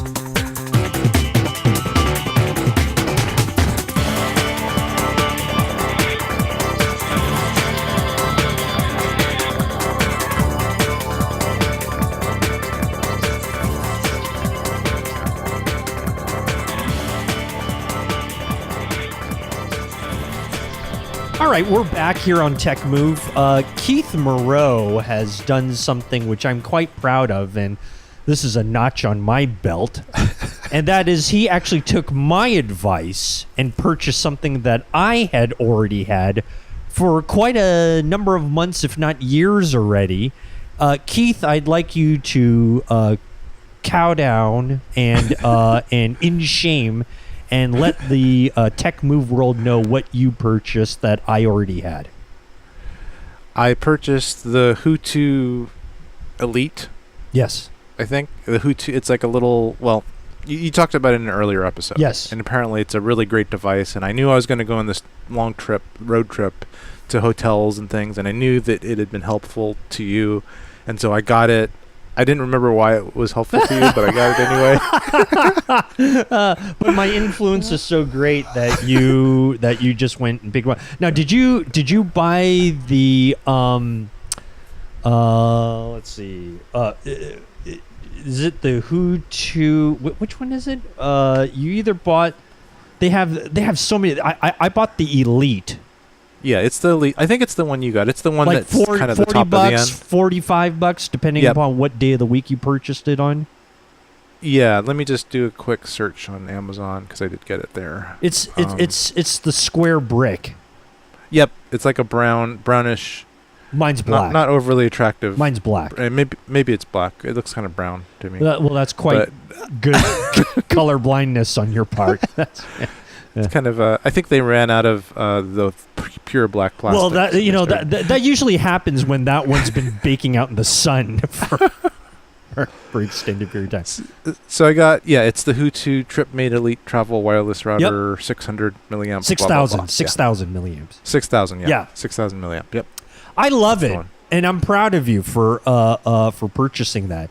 Thank you. And but in our production meetings, I love how your thoughts on purchasing it, which I believe was you're not really sure why you did. No, I actually don't know why. I just know you liked it. You were going on a trip, and it really helped you, and you loved it. And then some of our listeners also loved it. Oh, good. And so, without thinking, I just which is really how most of your purchases go, isn't that correct? Yeah, pretty much. It is pretty much how it goes, how they go. Yeah. Well, okay. So when you took it on your trip, did you even turn it on? Did you not use it at all? I did. I opened up the box. I undid the plastic on it. Yeah. I don't think there were instructions on it. There were. Or if they were incomprehensible. Oh, okay. They're actually quite good instructions, actually. Oh, they are? Okay. Well, maybe I got the. I think I got the Chinese import version. You probably got the gray market one that was written in Arabic. I think it was meant for people that were already kind of geeky and had 3 of them already. The instructions I got. No, it may have been really good. I kind of read it. I actually figured out that for what I was going to use it for, which was just myself and my family in a hotel room. Yep. I didn't see the need for it, but it did come in handy as a charger for my stepson's iPhone. Yes. So as a power backup, it's quite useful. Yeah. Because I didn't have enough of those little 5-volt USB sticks around. Right. So I used the $50 USB charging. So with regards to why I love it so much is pretty much exactly for what you used it for, which is, if you're using like hotel Wi-Fi, that thing actually is perfect as, just like your own home router. It provides that level of security because it's its own router. So, so anyone who's snooping on this public Wi-Fi stuff really can't get to you. I see. So it's a good security measure to go through this first and then to the hotel Wi-Fi. That's exactly correct. That's what I use it mainly for, because obviously when I'm trading around company secrets on TechMove to competitors, I don't want you to be able to trace my footprints on that. So I use the Hu2 to mask myself. Right, unless I have some really fancy nerd criminal that can hack into anything, like in all the movies, and then absolutely, then it absolutely. I mean, it's like anything, right? Anyone can get into this thing, but it's a little bit harder rather than just being, on the same network as all 10,000 other guests that are on the network too. Plus, although I do remember in the latest Jason Bourne movie, there was a whole scene where they had this whole like Unix terminal thing, and then they went, "Darn it, they used the Hu2 router. There's no way we can get into this." That's right. Wait, did they use the Hu2 TripMate Elite? Yeah, they did. Damn, those bastards. Bastards. It was the whole scene. It was like 5 minutes long. Thank you. Thank you very much. But it's a great security measure also. And I don't know if you tried it or not, but if you used a USB stick and put like movies on there, the Jason Bourne, like movie. The Jason Bourne movie, of course, a store-bought digital download which I've paid which for, you paid for and legal. All 4 of you could watch that or 4 different movies all at the same time using that hub. I see. So it's kind of like a little server. Yeah. Like a little. It's really, like a little server. It's really, really great. And for me personally, what it was really helpful for was for things like the Chromecast or the Fire Stick, where you need to where you just plug it into an HDMI port, and you need to log into it using like using an iPad or an iPhone or some other mobile device. You use the Hutu to kind of get through that, so you can enter in credentials. That's another great thing. I remember you talking about that, and I kind of tried to do it, but then I just gave up because I went, you know what? I can just log into this Fire Stick directly, and I just don't want to have to do this too. I know that it can really help, and there was a reason that you did it, but at the time I just didn't feel like spending half an hour figuring out how to log in to my Fire Stick. Because what I'd done is actually I just bought a Fire Stick. This is the Amazon like little internet Chromecast kind of device, the Fire Stick TV, and I had also gotten the smallish Roku. Little Roku unit they have. I had gotten 2 of those because I was traveling to my mother-in-law's in Mexico, and I was going to give her a couple of those just as presents. Which this Hutu is fantastic for, right? Because you can oftentimes log into something, especially using like hotel Wi-Fi. You know, because you kind of need a keyboard to access it, but using the Hutu paired with your mobile device, then you can do that. Yeah, and then probably if you only have one like legal login or one device allowed for your hotel, then you can kind of share it among more than one. That's exactly correct. You can. I think the Hutu allows up to 5 different devices off the one login. So that works really well. That's pretty good. Well, I think I'm going to have some use for it. I think that the movie sharing thing is pretty cool, and if I had a drive with movies on it, I would have plugged it in and tried it. But I have it. It's actually here somewhere. Yeah. So underneath all my junk that I'll probably never find. I'm sure you'll never find it. I'm sure you'll never find it. But it's here. I know what it looks like. It's kind of a brownish. Yeah. Well, you say black, but I think it's kind of brown, dark brown, and. Although, do you think it could? You know, because it's a fairly powerful charger. Would you not agree? It's a fairly powerful charger. Yeah, it's got a lot of capabilities in that regard. Could you use it remotely on shoots to charge? Yeah, I guess I could use it to power a monitor or something. Yeah. For a little while. Yeah. I could use it to watch movies when I'm supposed to be working. Right, which is what I do. Exactly. I could use it to talk about it. Yeah. Like just as a conversation piece. What's that? Oh, it's my Hutu. I really don't know what I can use it for, but it's supposed to be cool. You know what's great is that I really use the thing a lot, because I really do use the thing a lot. Like when I go and like get a haircut or something like that, and you know and I'm waiting for my wife to get done with or you know hairstyle or what. They always have Wi-Fi at these places. Yeah, and you know. Just being involved in security and stuff like that, I just love the fact that I can, have this bridge between the two, and just do my online banking, while getting shave and a haircut or something like that. And doing it securely. So I mean. Forget the fact that I'm completely reclined in a chair and pressing a 4-digit pin on my big iPad that nobody could see, but at least my wireless connection is secured. And do you know what type of security protocols are used with the Hutu Wi-Fi? I thought it was AES. I thought, but I don't know if it's. Oh well, that was cracked long ago by the Koreans. Oh yeah, right. Although I want to say, it's the pretty good. I think it's two. It's probably pretty good. I think it's 256 AES. I think. Yeah. And it's probably and of course it's got the Hutu Elite upgraded of encryption. Of course, which nobody knows what that is. That's government level. Don't even. Yeah, there's not even a backdoor. No. Don't even ask Apple to. No such thing. No such thing.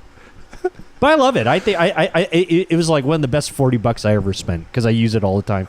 Going on a trip again. And, of course, this will see another foreign country, so I will be taking it with me. Awesome. Yeah. I'm actually going to a foreign country as well, so we'll meet you there. I'm going to bring it. We'll meet you there wherever foreign country you're going to. I'll meet you there. Okay. Maybe our Hutus can somehow meet up and talk to one another, which would be awesome.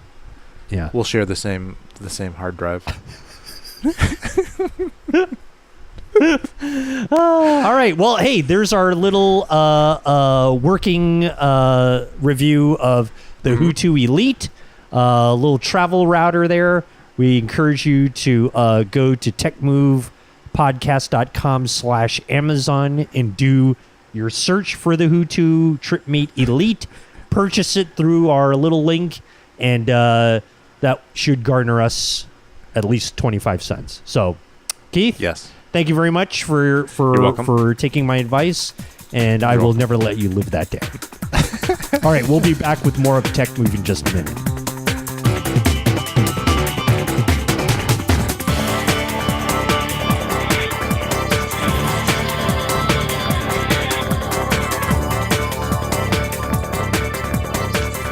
You know, Keith, this is, I want to bring this up because in the interest of being as transparent as I can, as I was mentioning to you, I had been enjoying my Hulu TV subscription at $39.99, which I take advantage of. So $40 a month, and I'm watching essentially old reruns of Dragnet and Adam 12, which in reality I really do love it.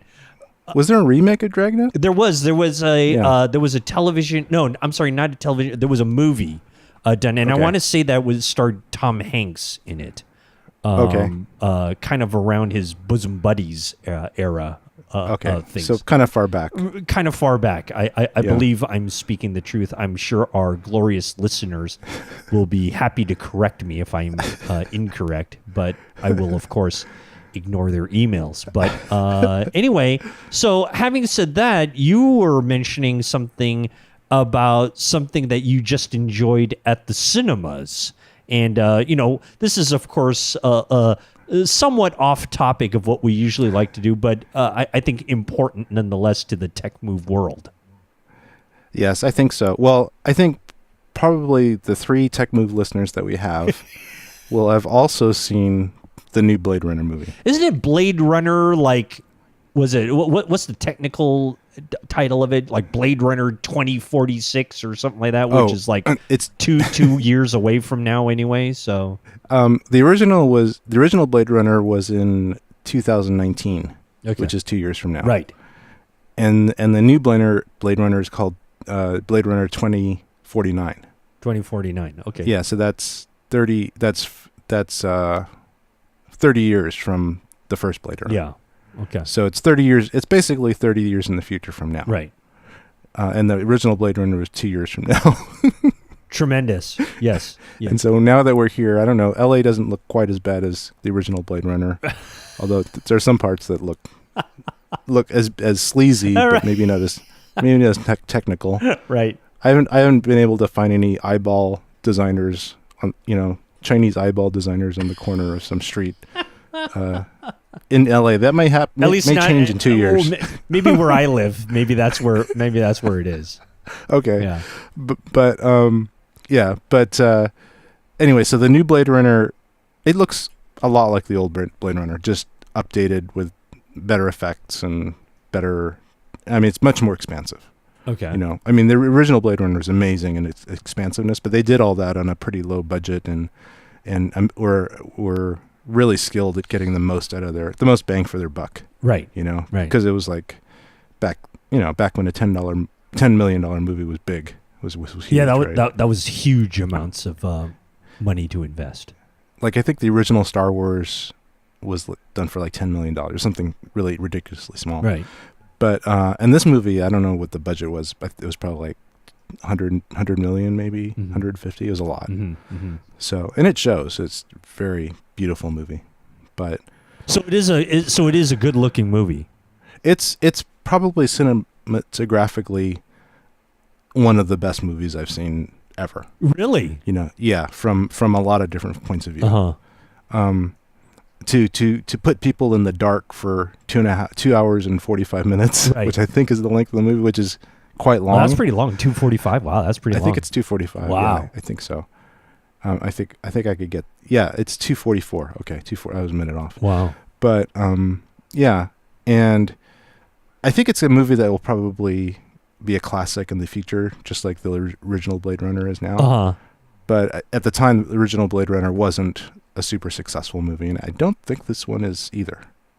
I think it was surprisingly unsuccessful so far, even though it got a lot of press. Right, right. A lot of anticipation, at least in promos and previews and stuff like that. But they actually made like 3 mini movies as little trailers to the beginning of to precede this Blade Runner. Okay. If you actually look on YouTube, you can find 3 of the like little trailers that are totally separate storylines. Oh wow! Than the new one. I mean, they may have characters that are in the new one, but they're set earlier in time. They're set maybe 10 years, a couple years before. I think one's set 10 years before. Mm-hmm.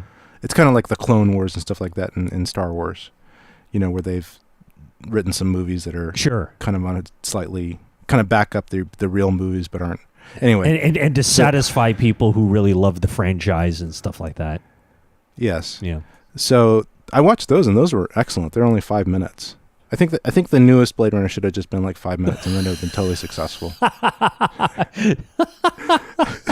Right. But at 2:44, it's like that's pretty rough. It's like 2 hours and 30 minutes too long. No, I'm really just kidding. But it's a beautiful movie. I saw it in IMAX because I heard that you had to watch it on the best screen you could possibly watch it in. Oh wow! Okay. Yeah. So I went to the Metron in San Francisco, which has probably the biggest IMAX screen in anywhere. Okay. Maybe. It's huge. Have you been to that one? I have not. I've been to the Metron, but I've not gone to an IMAX there. Oh, okay. So check out the IMAX sometime. It's pretty amazing. Okay. It's definitely, don't sit too close. Sit really far up towards the back. Right. Because if you sit close, you'll end up like craning your neck, and it'll be like being in one of those planetariums. Right. How much is a ticket now for that? I don't know, maybe $20. It wasn't overly expensive. I think because I saw a really late show. And that's another thing. Don't have a really hard day without much sleep the day before, and then don't have a really big dinner with some alcohol. And then don't start seeing Blade Runner 2049 at 10:45 p.m. Or don't have, if you don't want to miss a thing, don't have the 64-ounce soda at the start of the show, because then you'll be going out. You'll be going out, and you'll have to go miss a lot. You'll miss a lot out of that. You have to pass all the nerds that are just fixated on this, and exactly, they won't even want you to go by. Right, they won't even know you're around. Right, exactly. But okay, so. Just box office, because since we're all about money, right? Right. Especially me, yes. One of the newest things is box office. Blade Runner 2049 is a bomb because of its budget. That's something from Scott Mendelson, who's some guy in Forbes, right? Okay. Forbes, they care about money. That's it. Sure. So it had so its first weekend was not bad. $60 million 10-day total. 60 million. 60 in 10 days. Mm-hmm. That's not terrible. Not terrible. But then in the next week, it only earned 15 million. Oh, okay. So that's considered a bomb because it actually had $155 million plus budget. Mm-hmm. So that's a lot. Yeah. Yeah. Yeah. It'll probably outgross quite a few other sci-fi movies, but it probably won't be the big blockbuster like the Transformers movies are. Right. So right. Fast and Furious movies. Yeah. And I think it's because it's very selective in how it treats the audience, which is how a great movie should be. Mm-hmm. I don't think a great movie should just be appeal to everybody. Right. And most of the really great movies that we know and love, like Citizen Kane and the first Blade Runner and a bunch of others, they're not like, not everybody wants to see those. Believe it or not. Anyway, but see it for the effects, see it for the ideas, see it for, another Harrison Ford movie that, seems like he's never going to go away. And he'll reprise every role that he's ever had now that he's a much older man. He'll be doing like Witness 3. Yeah. I can't wait for The Fugitive 2. Yeah, The Fugitive 2. Yeah, when he tries to jump over a fence, that's going to be fabulous. So, Working Girl 2. Let's see how many movies we can name that he's been in before. That's right.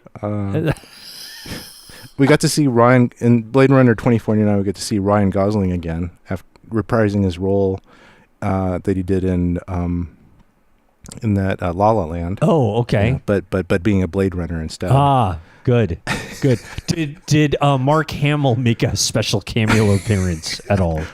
Wrong franchise. No, I would imagine he'd do anything for a couple of bucks. That guy, he'd do anything. Was he an extra? Did he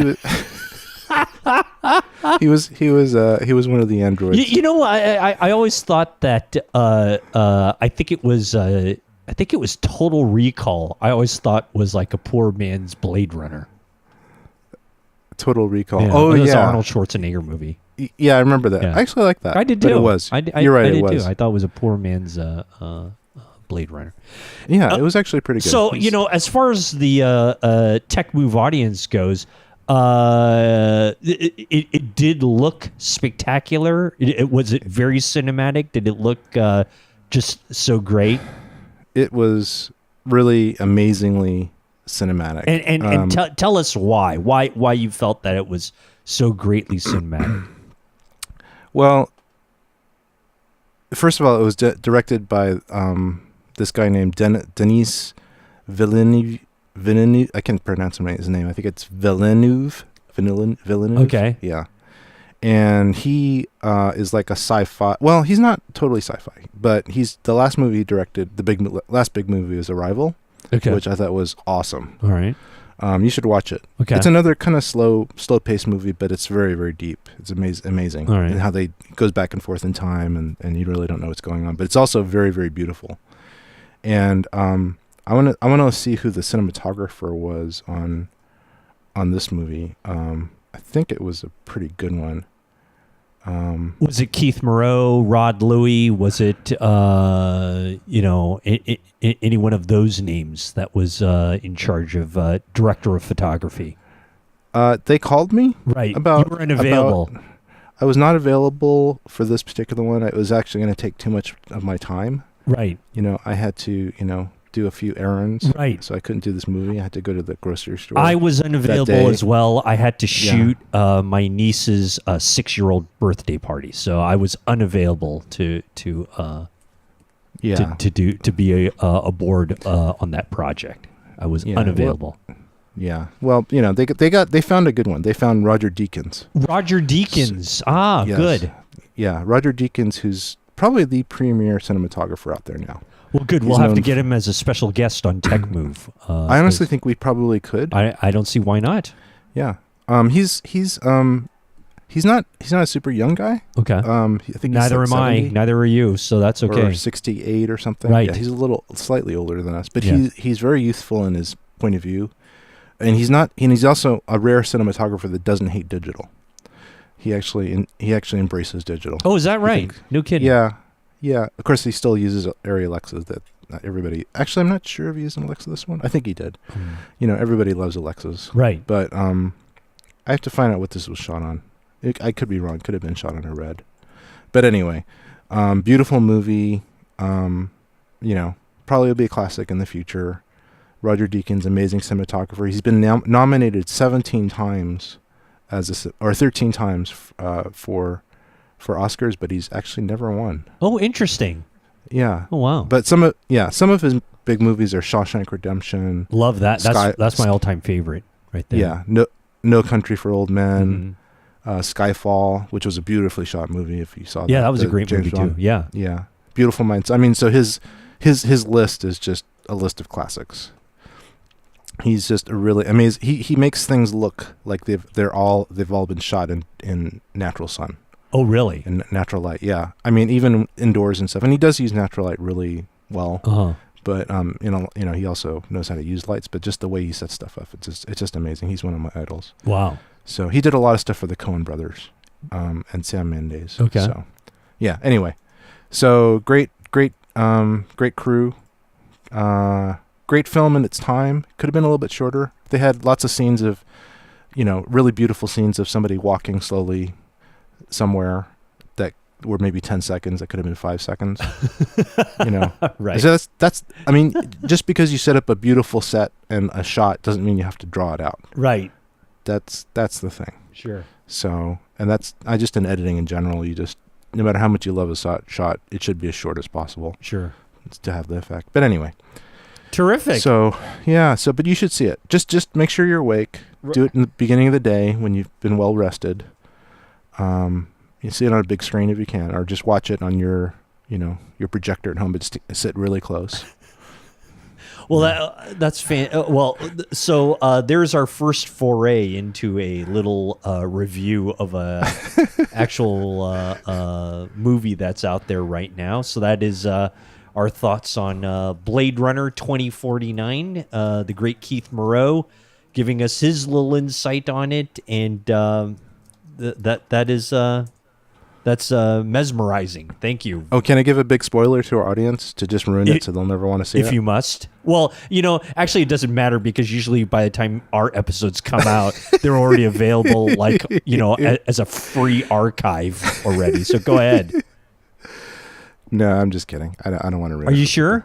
Yeah, there's a huge spoiler that you could probably guess what it is, but it's pretty good. Harrison Ford is deemed incompetent and is thrown into some sort of asylum, and that's where the movie ends. It pretty much is. Yeah, they totally break the fourth wall, and he starts talking to the camera. Right. And then the crew takes him away. Very good. Very good. That is Blade Runner 2049. Thank you, Keith, for spending what was probably anywhere from $25 to $50 for tickets to add to their overall weekend take. And I only actually napped once during the movie. I'm sure. So I bet you're proud of me. No, that's tremendous. That is absolutely tremendous. Okay, that's Blade Runner 2049. Look at your local listings for showtimes and locations. And with that, we will come back with real digital cinema discussions in just a few minutes right here on Tech Move.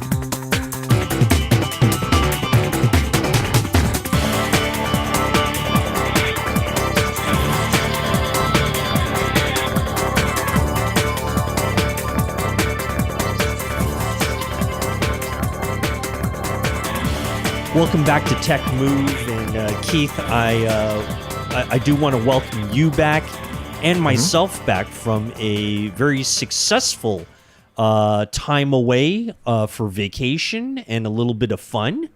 And so I want to thank the good listeners for having their patience with us in us not publishing as many episodes as maybe we could have.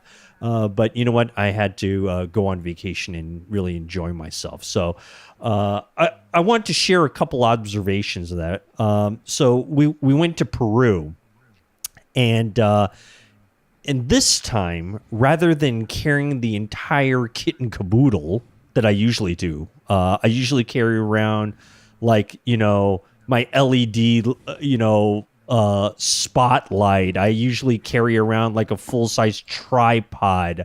I usually carry around 3 or 4 lenses, all this kind of stuff, my Rode video mic, all this kind of stuff. I usually carry that around for my Rick Steve-ish type of vacation videos, right?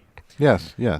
I decided that my back did not want to deal with that, especially when I was going to climb the upper echelons of Machu Picchu in Peru.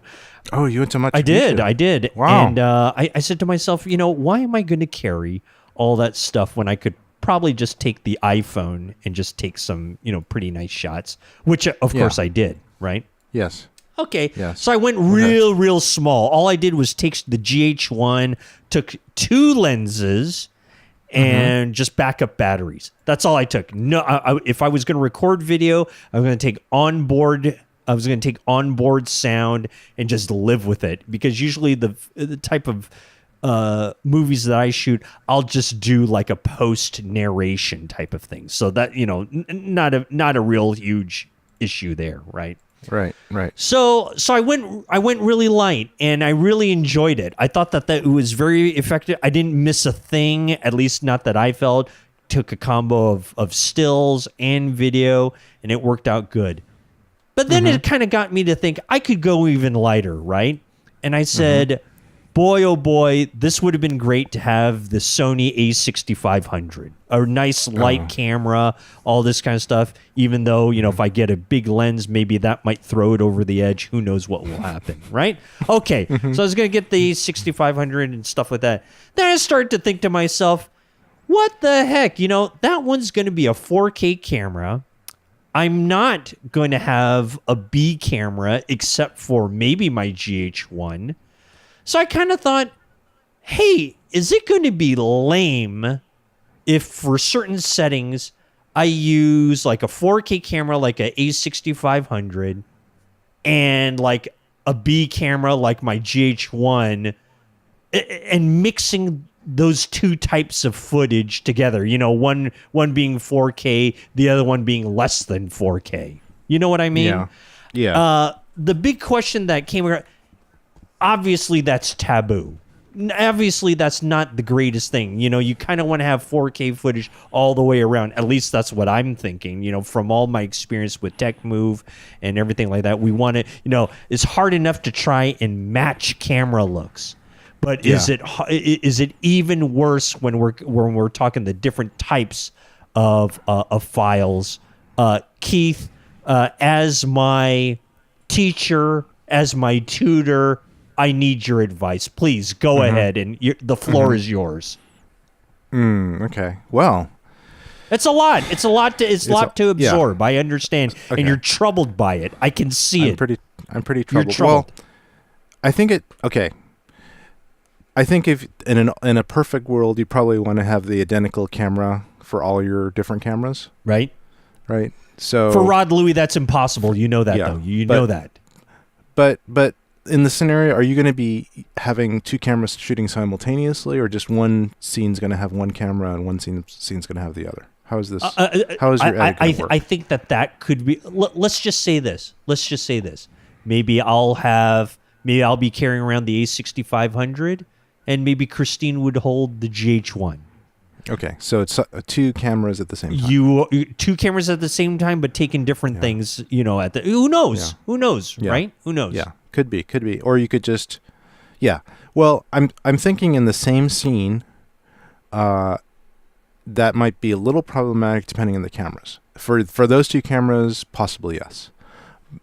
Simply because the quality of the GH1 and like the A6500's quality of image is just, it doesn't matter if it's 1080 or 4K, its quality is just way better than GH1. Absolutely. It'll be so superior that it'll just blow it out of the water, correct? It'll really stand out unless you do a lot of finagling in the edit to kind of dumb down or ugly make the A6500 uglier. Oh, so, yeah, right. Yeah, so but that's possible. I mean, that is very possible. And in fact, sometimes things, 4K cameras or super sharp cameras and with good images, they kind of need to be messed up a bit to match and edit. So if you're willing to dumb down your 6500 to match your GH1, then anything's possible. Mm-hmm. Like if you want the whole thing to look like crap, then it's possible. If you want, right, definitely doable. Yes. Yes. Especially if you're cutting back and forth. If you're cutting back and forth, unless you're trying to do some type of verite effect where, one image is the guy's GoPro and the other image is, a shot of him with his GoPro on. Right. Back and forth, then it makes sense. But if you're just doing two different scenes, or two different angles of the same scene with two vastly different cameras, then it could be a little weird. But you could dumb down the nicer camera to match the lesser camera. But that just sounds terrible, doesn't it? It does. It's not. It's kind of a compromise. That sounds lame. Like, so then maybe the answer is maybe what you just said. A6500, Sony A6500, and maybe a GoPro Hero 5 or something. Yeah, cutting between those would make more sense. How would that be? That might make more sense, and that's actually done quite a bit even in like the cinema or even on TV shows. Mm-hmm. They will mount GoPros to like motorcycles and cars, and you could tell because it's got all this rolling shutter jello that I can see, but nobody else can tell. Right. So, yeah, it's definitely doable if you're doing it like that. I guess it just depends on the editing, how good you are at editing and where your choices are. But you know what? I guess in this case, I would never say this. Who's like say the opposite, but story is king. And so if your story supersedes the quality of your shooting, right? As long as the sound is okay, as long as the sound isn't horrendous, it might actually work out no matter what you do. Well, I think you're right. I think you're right. And when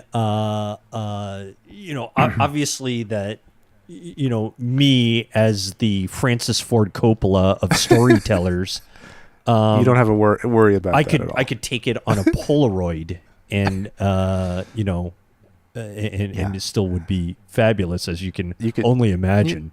You could use a mini VHS-C, and the big side pack of me huffing and puffing up Machu Picchu as I'm about to have a myocardial infarction. Yeah, you could do that and mix that with your GoPro from your point of view as you fall down. Right. As my wife is taking a video of me foaming at the mouth. Well, okay, so here's another bright idea that I had, which I think maybe now makes a little more sense. So I had also been thinking about some of these smaller point and shoots that are out there, like the Sony RX100, which is a pretty expensive camera for what it is. Yeah.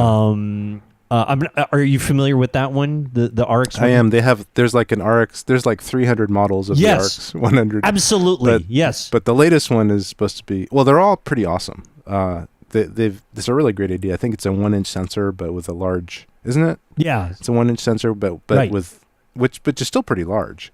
That's almost as large as a Micro Four Thirds. Yeah. It's a little bit smaller. I'm not going to give you super shallow depth, but maybe good for wide shots. Pretty good in low light. Yeah, the newest version is apparently amazing, and it's got really good video. I haven't seen it or tried it. 4K, right? It's 4K. So, thinking of using that as kind of like, maybe a, type of a B thing with the A6500. But, but this RX 100 is like $1,000. Yeah, but well worth it if you're thinking about another camera, because then that could be your walk around pocket camera. And can you imagine that thing like on a gimbal? Oh yeah. I mean, that would be tremendous, right? You probably wouldn't even need a gimbal. You'd probably just put it on a tripod, anchor it to your tummy, and it'd be good enough. I think so. I think you could use it kind of like a GoPro. It's so small. Yeah. But it's. I think that those two would match way better than the GH1. That's my opinion. Yeah. GH1's pretty old and it has okay video, but it's nowhere near the A7 stuff. Right. Or the it's just so different now with that. It would be tough to do something with that. It would be tough. I mean, you could do it.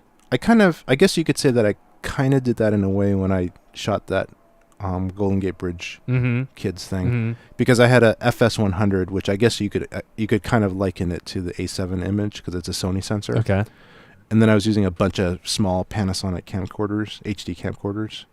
They were all 1080, but the FS100's image quality is way better than the Panasonics. But I made the whole thing kind of gritty, so I was able to kind of mix them together. So I guess if there's a lot of action and it's kind of a gritty look anyway, it might not matter, but you probably don't want gritty. I probably don't want gritty. I mean, like, to me, gritty sounds like, just my GH1 with ISO at 800 sounds gritty, right? That's gritty right there. Some call it gritty, some call it noise, but it depends on what you want to, how you want to say it. So. Yeah, and part of the grittiness is just also that it's this kind of super compressed format, and you get kind of blockiness going on with movement. And when you're talking about large expanses of really fine detail, like you might see in those monument areas, you probably don't want, you want to have as little greediness as possible. You want to probably show a lot of detail and beauty. So, well, how about this? Okay, so I'm looking. I'm looking at one of the fine retailers online right now, and there's another RX 100 that is about half the price, but it only does 1080p. Okay. All right. How would that match up with something like a A6500? I have to. I'm not an expert in that particular camera, so I'd have to look at shots. But okay, so here's the thing: you're gonna be going down to a 1080p timeline probably at the most anyway. You're not going to do a 4K edit, right? Right.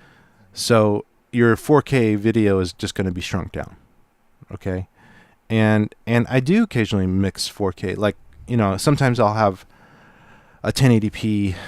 Well, I can't really think the last time I did that, but let me see. Mixing 4K and 1080. I think I've done it. I've had, in fact, I did that pretty recently. So I made this really fancy video that had a bunch of 4K cameras for interviews, but I was using some footage shot by some terrible cinematographer that did it from Europe, and I had to try to make their footage look good. And so they shot it on a Canon DSLR, so quite different. The Canon DSLR was kind of soft, and it was 1080p. It wasn't 4K. So yeah, and I was able to mix them together in a way that. Well, because one of the things was that it was the 1080p footage was different. It was a different context. Right. It was the B-roll. Sure. So the A-roll was the narration, which was beautiful looking and dynamic, and then the B-roll, some of it was this 1080p camera. I had some B-roll also that was shot with my cameras, which looked beautiful. So it actually kind of worked in that sense. Right. So, but your pixels have to be good enough. So it's not so much the resolution, it's the quality of the pixels. So the Canon pixels were actually pretty good. The pixels on the GH1 in video mode, well, by the time it gets to the video, are not that good. Right. So it is kind of gritty, I find. So I think the lack of grittiness with your A6500 and then the grittiness of the GH1 won't work, but the RX series might not be that gritty. It might be really smooth looking, in which case it might mix pretty well. That might work. That might work okay.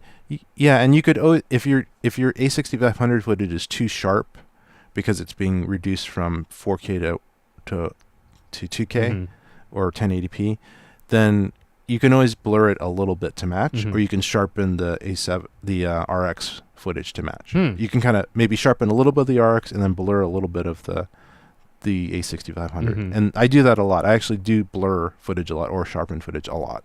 It kind of to get things to match. Or sometimes I'll be maybe a little bit out of focus sometimes, so I'll sharpen it. Right.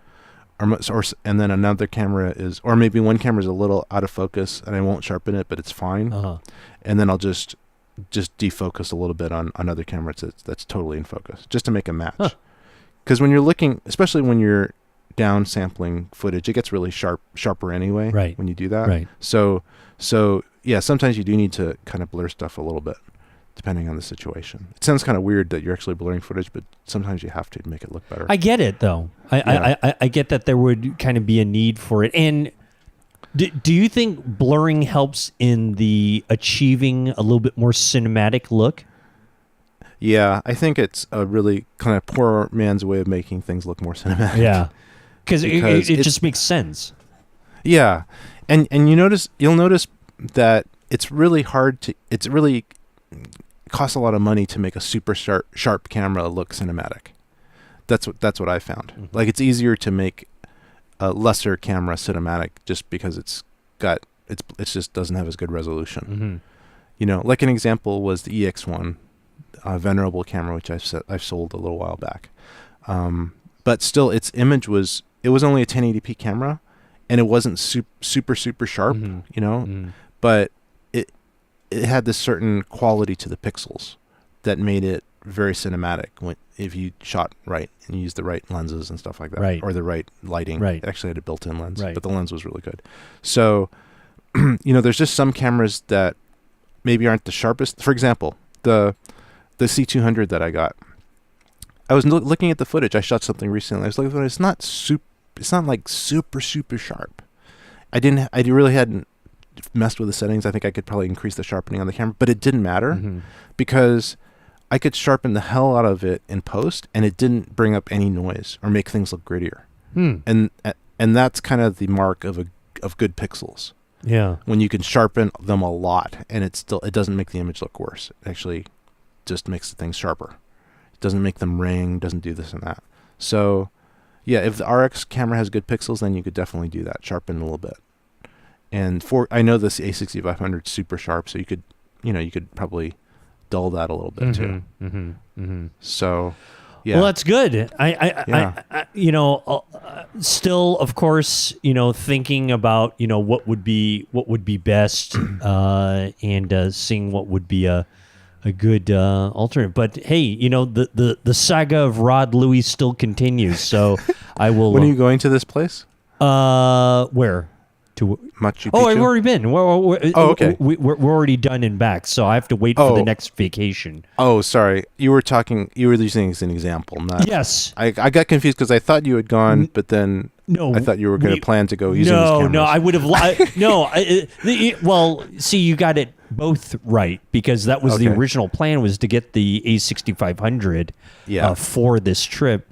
But then, just things happened, and I couldn't get it together, so I just decided to use the GH1, and it did a fine job. But of course, I'm just having thoughts of how great would have been with the A6500. So, well, you have to show me that footage. I will. That you got. I will show you the footage. Yeah, I'd love to see it. Well, fantastic. All right. Well, thank you very much, Keith.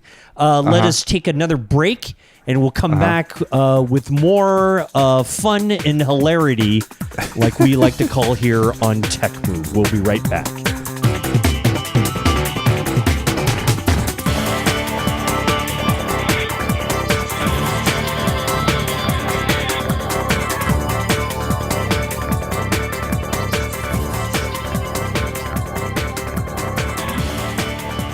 It's Rod Louie and Keith Moreau right here on Tech Move, and we have Keith. I'm going to call this kind of like a little bit of a review, only because, and this is really surprising to me because this is a new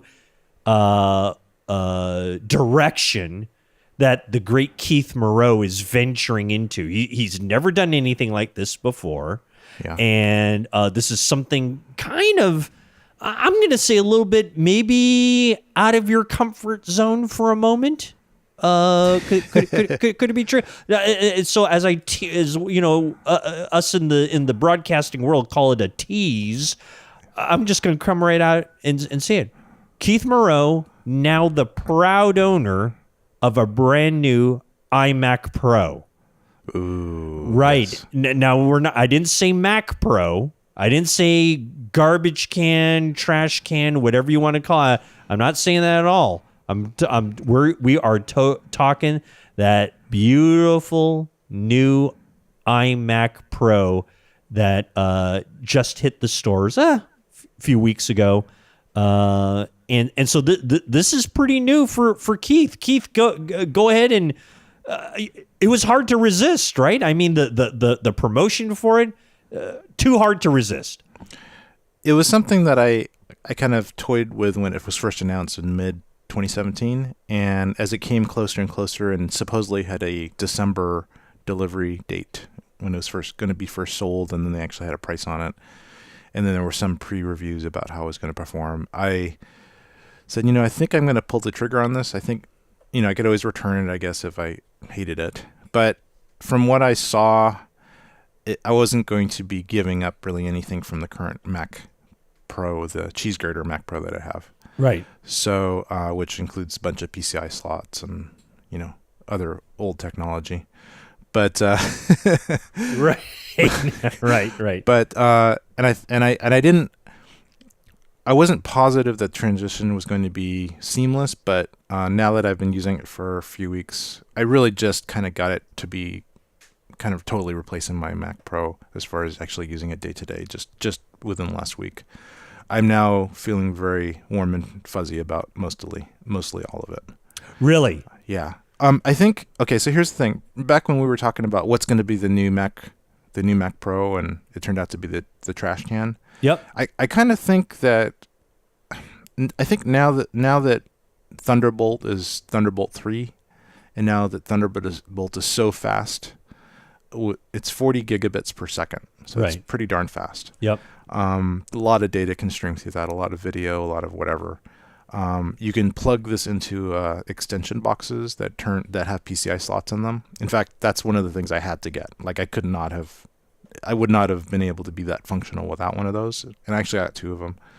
I got a OWC Helios 3, which is just a single, basically one slot with two Thunderbolt 3 ports and then one display port on it. And then you can put whatever card you want, as long as it's not a graphics card. There's some issue with the graphics cards, but if it's some other card, like the card that I put in there was an extra Atto SAS card, SCSI attached storage card, which has these gigantic rectangular SAS ports on them, 4 of them. That's what I currently have on my Mac Pro, and I just took it out of this other really old Mac Pro and put it into this OWC box. Plugged it in, kind of crossed my fingers as I plugged in all my SAS / eSATA drives. Right.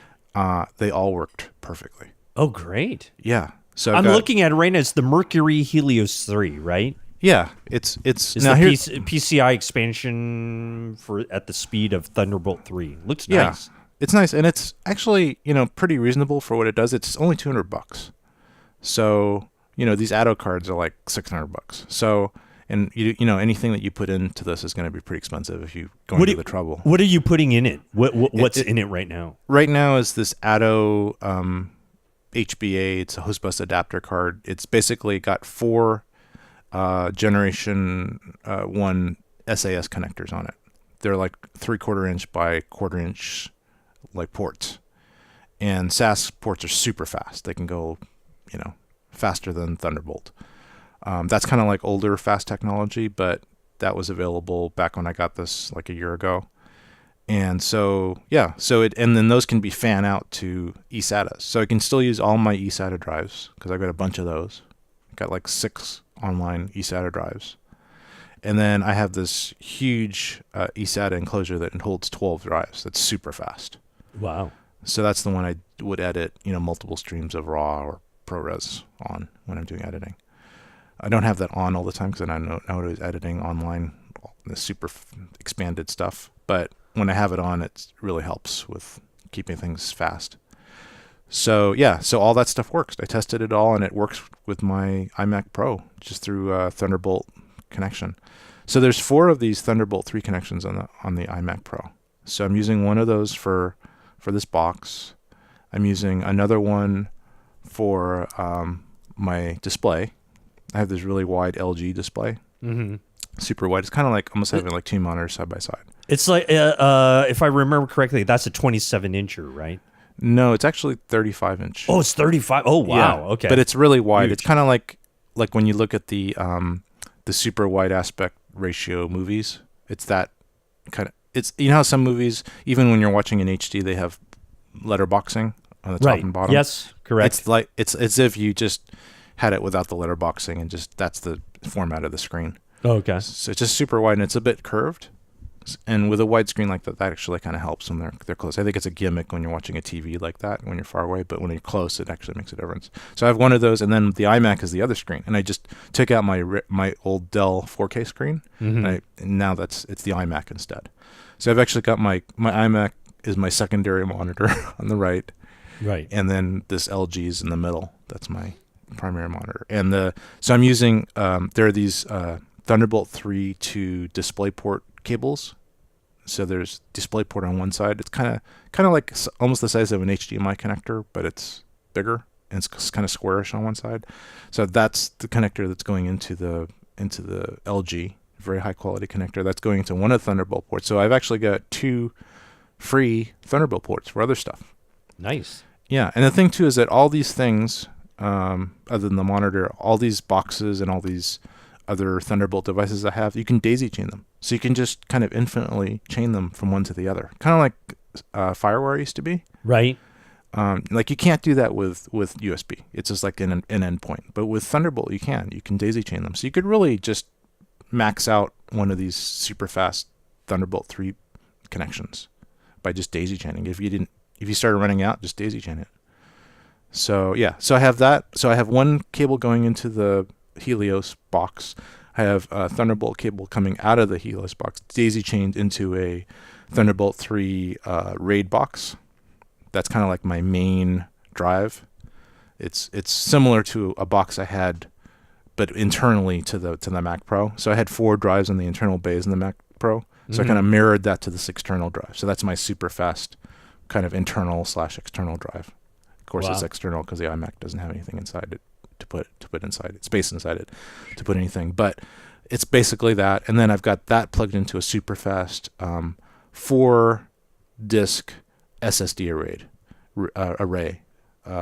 So that's like, that goes at like super fast. That's like 1,500 megabytes per second. Wow, that's really fast. Yeah. So yeah, so I'm really happy with the speed, performance, and I think reliability. I actually had this 6-foot Thunderbolt cable, and things were starting to go wonky a few days ago, like last week, and I was like, what's going on? Why do these things keep going offline? And then I was getting these error messages, and I was like, what? Is my system starting to break? Right. Like, is this iMac thing not actually working? Right. And it turned out the cable went bad, like on its own. Oh, okay. Yeah. So when I unplugged the cable and just put shorter cables in to kind of test it, everything worked fine. So I just today actually got rid of that old cable that really stopped working. It just broke. And it was kind of slowly dying. Right. So I had to like recover all the corruption that it created while it was dying on my main array drive that I was telling you about. Okay. And I recovered that finally, and then put a new cable, a Belkin cable that's about $30 more. These cables are not cheap. The 6-foot cable is like $80. Right. The short cables are cheap. The short cables are like $30. But anyway, so got that working, got it up and running, tested it. It's got everything's working. The longer Belkin cable is working fine now, and I've got this whole system working, and all my eSATA drives online, and it's cool. That's excellent. Yeah. That's so everything essentially migrated to the iMac, and give me a little idea on performance versus the Mac Pro. Yeah, can't tell. You can't tell. Yeah. But theoretically, it's supposed to be as fast as can be, right? But you really can't tell. At this point, I haven't done anything that's like indicated to me that it's much faster. Although it seems like things are a little snappier, right. But it's not like blindingly, like it's not happening before I touch it type fast. It's like you haven't rendered anything yet. That's right. I haven't done any heavy duty rendering, but theoretically it's about 3 times as fast as my Mac Pro, which is crazy. All right. Because that thing was totally souped up, and that was darn fast, in its day and even nowadays. Sure. So, yeah. So, and mine's the 10 core. I got kind of the more expensive, like the most expensive one you could actually get. There's a like 18 core or something crazy like that. Right. And what wasn't that like $7,000 or something like that? Probably more. Yeah. I think the one that I got was actually 7,000. So mine was not cheap. Right. I got the little bit larger hard drive, and I got 64 gigabytes of RAM. Oh, yeah. Yeah. So you kind of have to. Kind of have to with the iMac. So that's one thing about the iMacs. They're not as, you kind of have to get what you intend to live Exactly. with. Exactly. Yeah. But yeah, so far, and the display is beautiful. It's just super crisp. It kind of makes my LG display look kind of crappy. But does it? But you're still going to use it as a B monitor. I kind of have to, just with the way I'm set up here. Okay. It doesn't make sense for me to put the iMac in the middle and the other one to the side. Mm-hmm. And having a have a really wide display as your main display is really useful.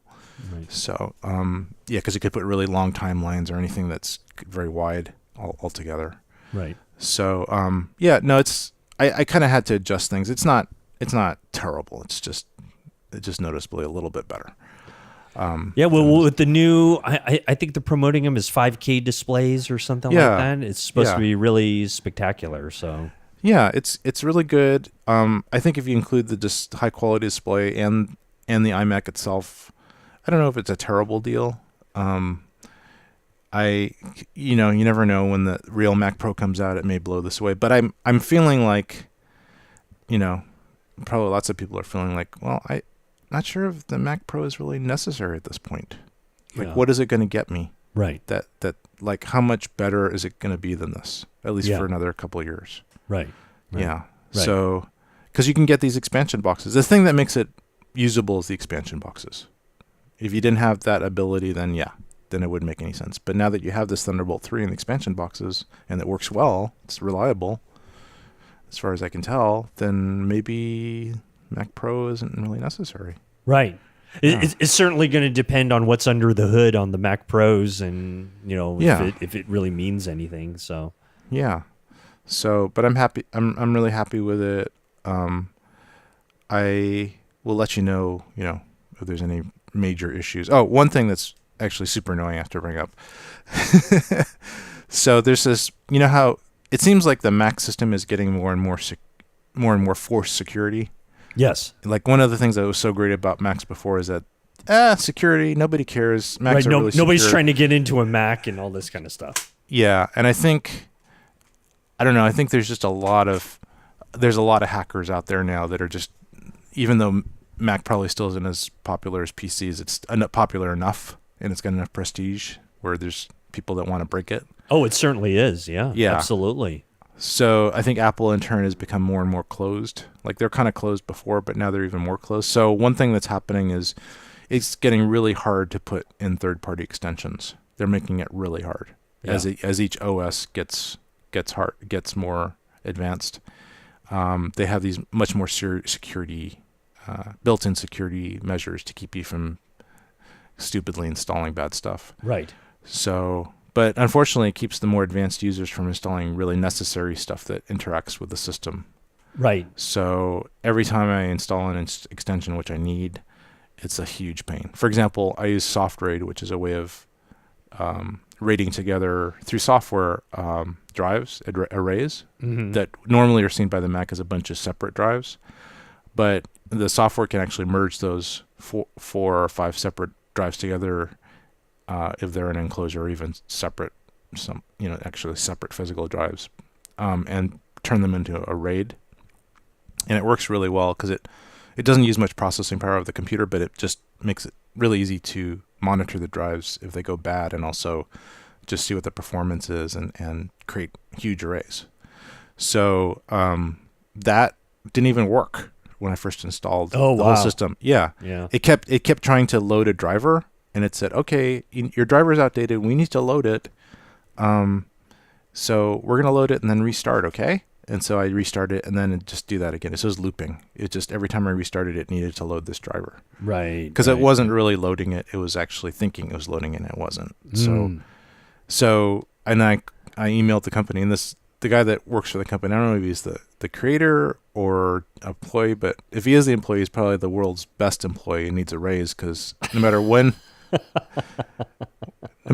I email him, like 2 a.m., whatever, he's answering you. He responds within a minute. Wow, that's really good. It's crazy. Yeah. Wow. So they get voted for best tech support ever. It's the same guy though. So right. So it's an army of one. Could be, not sure, but he said, yeah, it's a problem with the iMac. Here's a workaround in this forum post that I did. So I read the post, and basically you just have to turn off all the. There's a way to turn off security on the Mac. You have to turn it all off. Isn't it just a matter of like unlocking that padlock in the settings? No, it's actually more. It's more at a hardware level. It's crazy. More at the hardware level. Okay. Yeah, it's not as easy as it used to be, where you could just go into the system preferences and do it. Now you have to boot into your restore drive. That's a little Mac OS drive that's kind of part of your main drive, but it's separate. It's if you ever have an issue, you hit Command R while you hold down Command R while you're booting.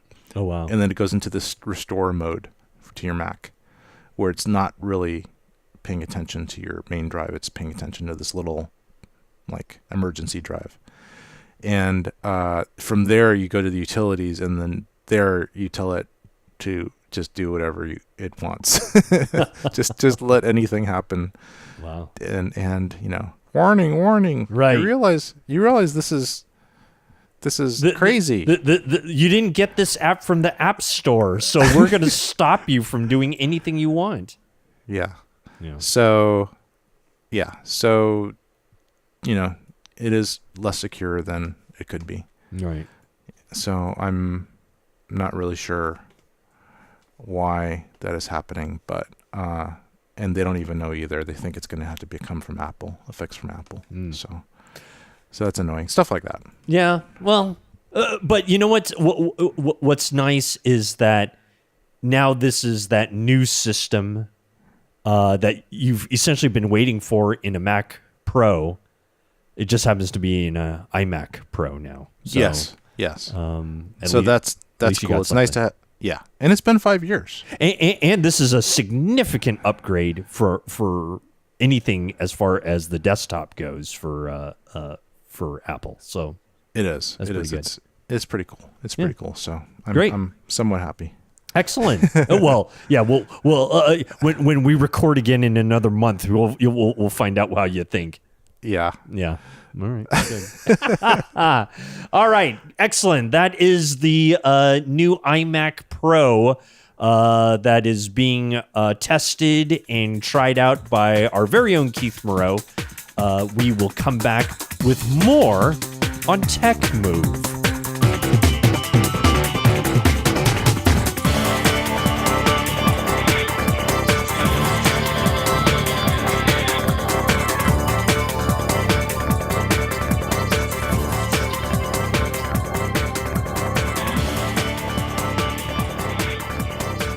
We are back with episode 41. It is Tech Move, Rod Louie and Keith Moreau. And Keith, we've come to the end of episode 41. Now, the great thing about it is that I don't know how long it's really taken for us to complete this particular episode. Has this one taken us a long time, or was this a quick one? This one was spread over... let me see. 2-3 years, like March of the Penguins type the first, of thing? Looks like the first couple of the segments were done in October of 2017. Oh, that's way too recent. We're getting out of our element here. We're going to have to put a stop to this. We can't have too much material out there all at one time. That's ridiculous. Well, folks, we'll try and do much worse than what we usually do already. So don't worry about that. I shoot for the stars when it comes to stuff like that. So don't you worry. We're trying to catch up and get this out because NAB 2018 is coming up next week. That's right. And ladies and gentlemen, you probably just heard our NAB 17 episode just like 2 episodes ago anyway. So pretty much, yeah. So here we go. So Keith, NAB 2018 happening down in where's it happening this year again? It always happens in Las Vegas. In Las Vegas, in Lost Wages is where it's going to be happening at. Fantastic. And you know what? I got to be honest with you though, Keith. I have not heard a whole lot with regards to things that we should be anticipating.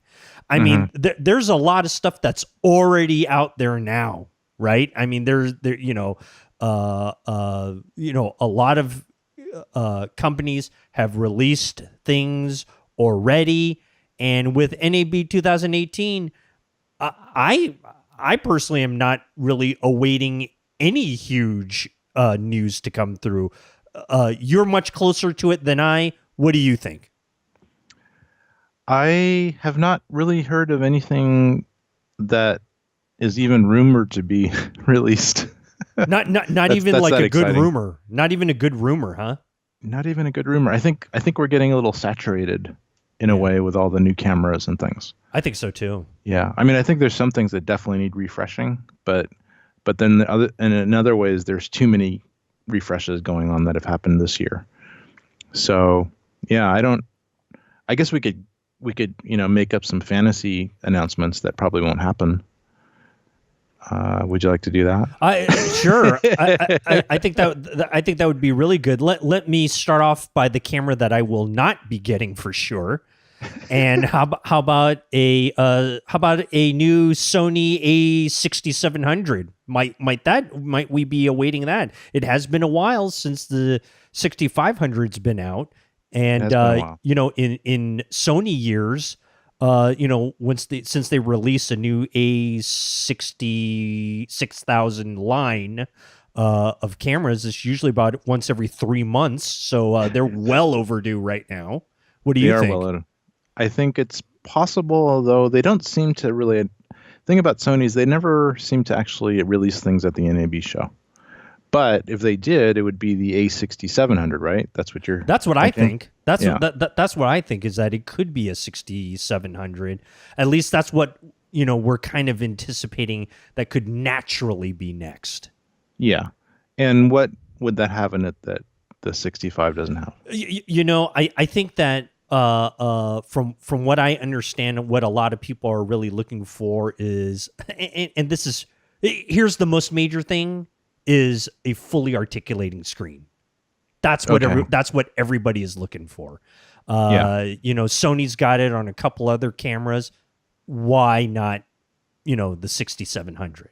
I think that's probably the biggest feature that everyone's looking for. Sure, there are other things. They might want faster burst rate. They might want, maybe a higher ISO performance. I thought I even heard something about like maybe dual SD slots. For myself, I wouldn't care about whether or not it had dual SD slots on it. But I do think, though, that articulating screen, that is, maybe that's the thing where the 6500, I just couldn't pull the trigger. Yeah. Because living with my GH1 for so long and to not have that kind of hurts me. Yeah, I agree. I think that the Panasonics with their articulating screen really have an advantage over the kind of weird semi-tilting screen of the Sonys.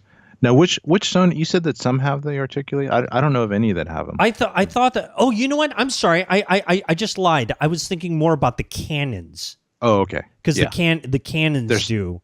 Yeah, some of the lower end models do. Yeah. Right, which is weird, right? Yeah. The lower end models do, but not the higher end ones. Yeah, maybe it's like a reliability thing. Maybe they just want stuff to be super bulletproof, even if it has less features. Because I guess when you have an articulating screen, it's a little more complicated and things can break. Yeah. In fact, I had on my EX1, I had an articulating screen, and I snapped it off. So, oh no, really? Yeah. It was on a tripod. Did you hit it wrong or something like that, or? It was on a tripod, and it was just kind of in a precarious situation. It was kind of a nature shoot. Mm-hmm. And it wasn't super well balanced. I think it was a little bit not level on tripod, and I was just kind of leveling it up with a head, and I think somebody just hit it just slightly, and it just fell right over and just fell right onto the LCD screen and just snapped it off. Oh my gosh! Wow. Yeah, and then surprisingly, it actually still worked. Like the little wire, the cable was still connected. Right. So I kind of just like taped it on for the rest of the shoot. Huh. But so that's an example. So that wouldn't happen with the Sony. It would just stay on there. Right. Probably the lens mount would be bent instead, and really wouldn't work. But yeah. No, I think you're right about that. I don't know. I just think that the articulating screen would probably be the most. That would be the thing that would kind of get everyone over to doing something with it. I think that would make everyone jump for joy. And then, what do you think? Bigger battery or same size battery? I think always that's always some. Oh, regarding the screen, the thing that would be tough too is that if it's fully articulating, they want to make sure that the touch screen actually works too, right? Oh, yeah. Because I think that's been kind of a complaint with the 6500 is that touch screen is great, but sometimes there's a little bit of, lag, or maybe some guy's got fat fingers and it covers the whole screen or whatever it is, and it doesn't work quite as nicely as it could. I'm looking on a site right now where they're talking about how they'd like to have better stabilization with it, improved silent electronic shutter. Now, I had heard that the electronic shutter was darn silent. I don't know how much quieter it could be. Yeah, I thought it didn't make any noise whatsoever, but what do I know? Yeah, I haven't noticed it with the 3 times I used mine. Oh, you have not noticed it? The 3 shots that I've done with mine, I've not noticed it. The 3 actual photos. Oh, and again, there's some goofball wrote, "Oh, I'd like it to have faster startup time." Oh, yeah. Is it slow? Didn't notice it in the 3 shots that I took. Right. Sure. But no, sometimes these cameras can take a while to just turn on and be ready. Sure. So that's kind of annoying. But they also have a really good standby mode that's pretty quick. Right. So you can just kind of leave them on. So yeah. So they're just talking about it. It seems to be pretty nitpicky as far as things that they would like to have. But for me personally, articulating screen, they have that. Then they've got my interest. Yeah. Okay. That's cool. That's cool. So hopefully we'll see that. If it comes out, I'll report on it and interview Sony about it for you. I'll just say, my cousin and partner, Rod Louie here, wanted to know about your new 6700. And they should know, because I've been inundating them with my 8x10 glossy autograph photos that I've been sending them to send me a pre beta model. So and they're so far ignoring my my requests. So okay, well we'll make sure that then again the restraining order is actually being enacted, so that might be a little problem too. So anyway, it's a combination of the restraining order and the photos just piling up. Correct. Yeah, that's always an issue. Yes, it is. I have that issue as well. Thank you. So, what about the other Sony lines? Are you expecting anything? Like the A7s? Was there anything going on there? What do you think? I think it's about time for the A7S III to come out. Okay. I think it's actually maybe later than any of the other cameras right now, because usually. I'm not sure if it's the order. Usually it's like the regular A7, and then the A7R, and then the A7S, or sometimes the A7S comes out first. So right now we got the A7R3, which came out first. Right. And then recently. The A7 III came out, right? The A7 III came out, which turns out to be a pretty nice camera. Yeah, that's an excellent camera from what I understand. Yeah, and some people even like it better than the A7R3, which is annoying to me because it's like $1,000 cheaper. Right. So I guess it does. Being an early adopter doesn't always pay. Right. But so what would be cool with the A7S III? So for me, I think the one thing that I miss on that versus the R is the autofocus. So if it has the dual pixel or their version of the DPAF type focusing, that would be awesome. That's the same focusing that's in the A6500 and in the AR2. Right. Oh, and the A7Ss do not have that as of right now?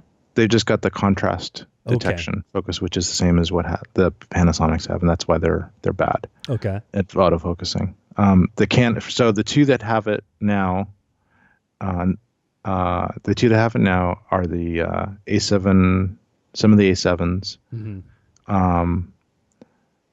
and the A6500 and A6300 as well, and then the Canons, like the Canon Cinemas, some of the Canon Cinemas, and then some of the lower end Canon DSLRs. So yeah.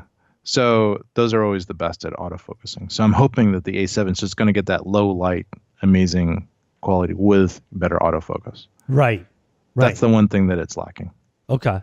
All right. So yeah, but other than that, so I have a little annoying thing though too with because I own the A7R3, right? Right. I got it and I used it a little bit, and it's okay. It's in my opinion not much of an upgrade from the A7R2. Okay. I think there's a couple features that I barely have used that maybe are better. One thing that I do miss about it is I don't know if you remember, but I did this hack where I could actually get rid of the 30-minute limit. Yes, I do remember that. Yeah. So apparently that hack is not available on the A7 III series. Oh. Yeah. Apparently they got wind of it and they locked it down. They figured it out, huh? I guess I don't know if they did it on purpose, but the same hack that worked for easily on the A7 II series doesn't work at all. Oh, okay. Yeah, and so that kind of bit me because I was doing a recording. It went over 30 minutes on the A7R3, and I was like, "Oh, why did it stop recording? What's going on?" Right. Oh, thanks 7R3. Yeah. So I'll just have to remember to use that one not for long interviews but it's annoying. That thing is so annoying, that 30-minute limit. Oh, yeah. For you, that's actually awful because a lot of your projects are really interview based. Yeah. Yeah. And you can't be worried about crap like that. So you just can't worry about it. So unless you're doing like short clips or handheld and you're going to, a few second clips or right, very short clips, it just brings me back to 10 years ago when I had to deal with the 10-minute limit with the Canons, and I just don't want to deal with that. So I'd probably not buy an A7S III for that reason. Just for that alone. Yeah, I'd probably just get a GH5S, which doesn't have that limit. Right. So yeah. I mean, Panasonic's have. Well, actually, they used to have. Didn't they used to have the 30-minute limit? And then the hacks got rid of it, and then they just got rid of it themselves and stuff like that. I think so. I thought that was the case, and it always had to do with the difference because they had to qualify them as not video cameras, but because they were,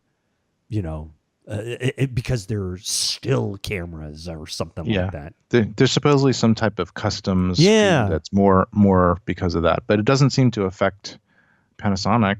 And so what they don't mind spending a few more dollars for that fee, or the customers don't mind spending a few more dollars for that customs fee. I don't think so. I don't think it's affecting their sales. So I think it's just a way for the camera manufacturers to protect their cinema line. Yep, that's really what I think it's about. Yep, but they just couch it in the other terms. Yep. But anyway, so that's the A7S III. Some things that we're really a little bit ahead of NAB. Are Premiere Pro, the new version of Premiere Pro. Your favorite Premiere, the software you love to hate. I love to hate it, although I kind of love it right now because I'm working with it in a very unchallenging project, and it's just super smooth, and it's only crashed once in 10 hours of use with it, whereas usually it's just crashing every 3 seconds. So. But the reason it's not, I like how you're happy that it crashed only once. It crashed only once, and I only lost about 10 minutes of work. But the reason it's not crashing is because it's all either HD or even lower quality than HD. It's this project that all these people from all over the world just use their cameras, their regular phone cameras, to record a bunch of clips of a certain subject. Oh, so it's it varies in quality. It's not big file sizes, all this kind of stuff. Yeah, it's really easy, lightweight codec. The reason that Premiere Pro did not crash continually was that it was dealing with one like one clip at a time. No fancy. It was a multicam. It wasn't multicam. No, it wasn't multicam. Not too many tracks. It wasn't 4K material. No, it was barely HD, if at all. There's only 2 clips that were HD. The rest were way lower, like standard def, or even lower. And some of it's pretty bad. Right. and no fancy effects, no, really super processor intensive effects. So it did great. So, so it's great. Premiere Pro is designed for projects that are 10 years ago. Yeah. Not now. so they came out with this Premiere Pro 12, right? So it's got all these great features. What does it have? It has this one great feature, which is color matching. So I think it'll automatically analyze 2 different tracks from 2 different cameras. Oh, and it'll match the color. Yeah, that actually is really cool. I think that exists in Resolve right now, but it didn't exist in Premiere until now. So that's actually really cool. The problem is that I'm still on a version of Premiere Pro that's like 2 years old, because every time I've updated it to a newer version, it's been so buggy that I couldn't even use it. Oh, really? Okay. Yeah. So I'm using a version. It's 11.02. Mm-hmm. So it's like the very first version of 11, or very soon after the first version of 11, which is the last release from 2017. Okay. So, yeah. So I haven't even taken advantage of all these supposedly great new features and upgrades, because I actually need to work. Why are these last 2 version upgrades so buggy, and has anyone resolved the issue? Well, when I don't know for sure, because honestly, I just need to work. I can't be like trying out their beta software and testing it. That's the thing that's really annoying to me, because basically, once I upgrade to Premiere Pro and I have all these issues, I have to spend all this time backtracking. Right. And I just don't have time to do that. So I have to set aside some time to just try out these new features, and then make sure I have an extra copy separated of my old software. So and also, what was really crazy about the last version, it was like the very last version of 11 that had some good features. Mm-hmm. It erases your previous versions of 11. So the good stable version that I really needed for my work, right, when I upgraded, it erased it. And there's no way they didn't put that option to keep the old versions. They usually do that, which is really good. Right. It just didn't have that option, and it just deleted them. So I couldn't even go back to my old version to use it. I had to reinstall it. I had to go to a special secret site that Adobe has, download it, reinstall it, and it still doesn't work as well as it did before, because usually in the past there was this linking between Adobe and Media Encoder, which is this companion encoding app that they have. So you could do your project in Premiere, and then you could queue it to Media Encoder, so it could actually do all the processing for rendering and output.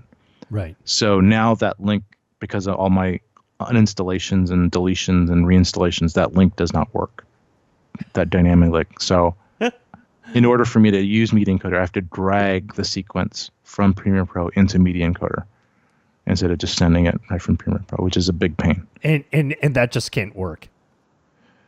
It works when I do that dragging thing, but it doesn't work by just using the Q command. Yeah, or it doesn't work just to work. I mean, you can't be spending all your time, like you said, debugging their stuff. Yeah, it's crazy. And it's funny because just on these forums and stuff, that when they announced it, I read a couple of the new announcement for Premiere Pro 12, and half of them were saying, why don't you guys just make the stuff more stable instead of coming out with these features? That would be really great.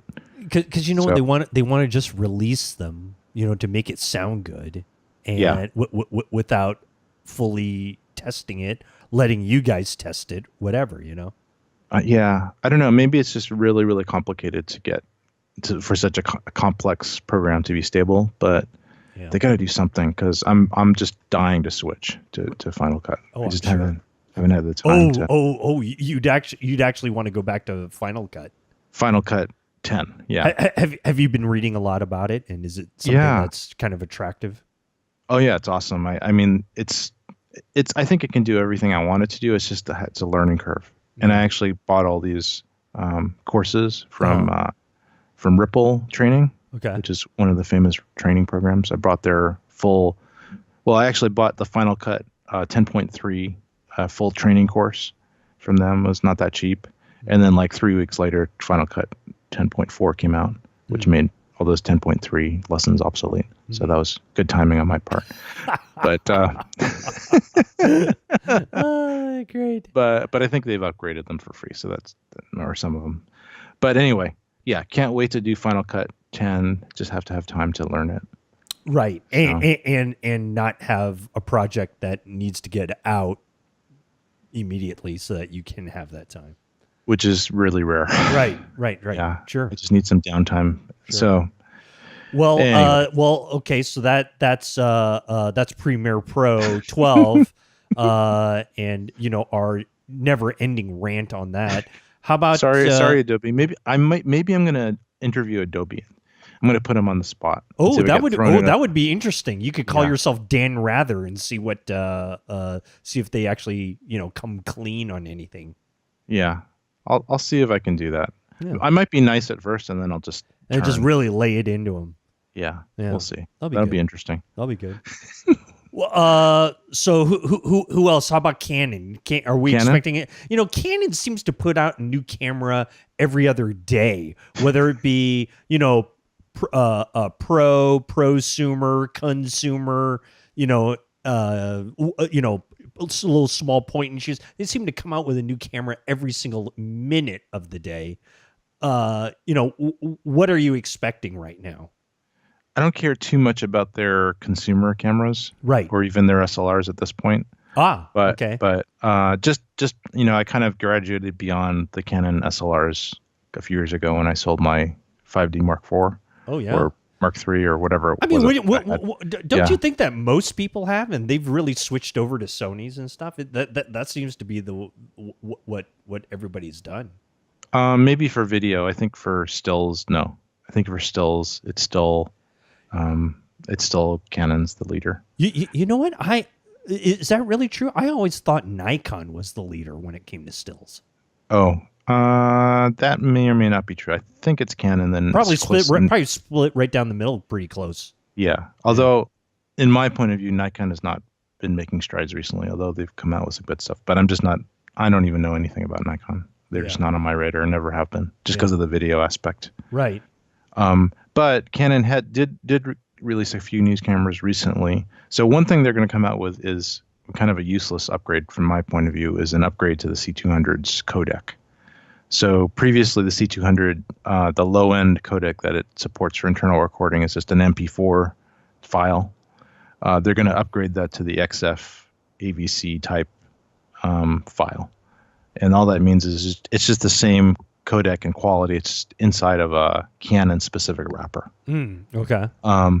One thing that's really good about it, though, I think for me, is that if you shoot RAW, then you can also record proxies at the same time. So you're shooting RAW at the super high format, but if you want to edit that like quickly or review it, you can also record the same thing in a proxy format. It's a 35 megabit format on the internal cards.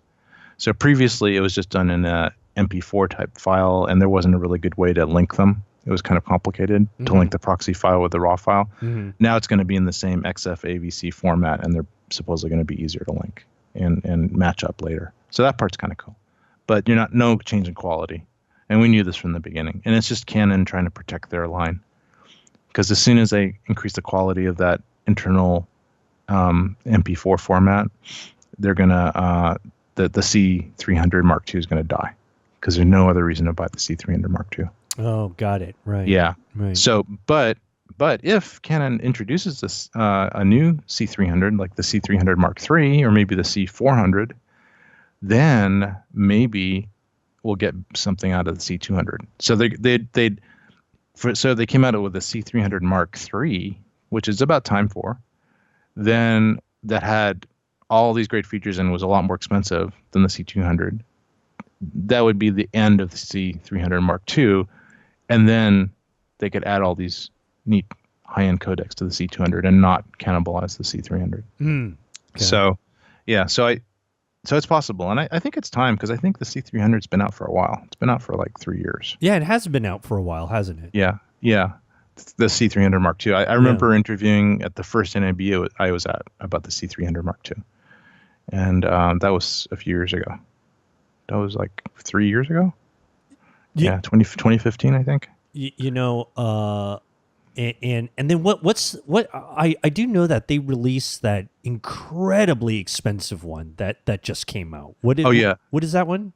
Well, there's the C700, which is just a cinema frame, Super 35 sized cinema camera.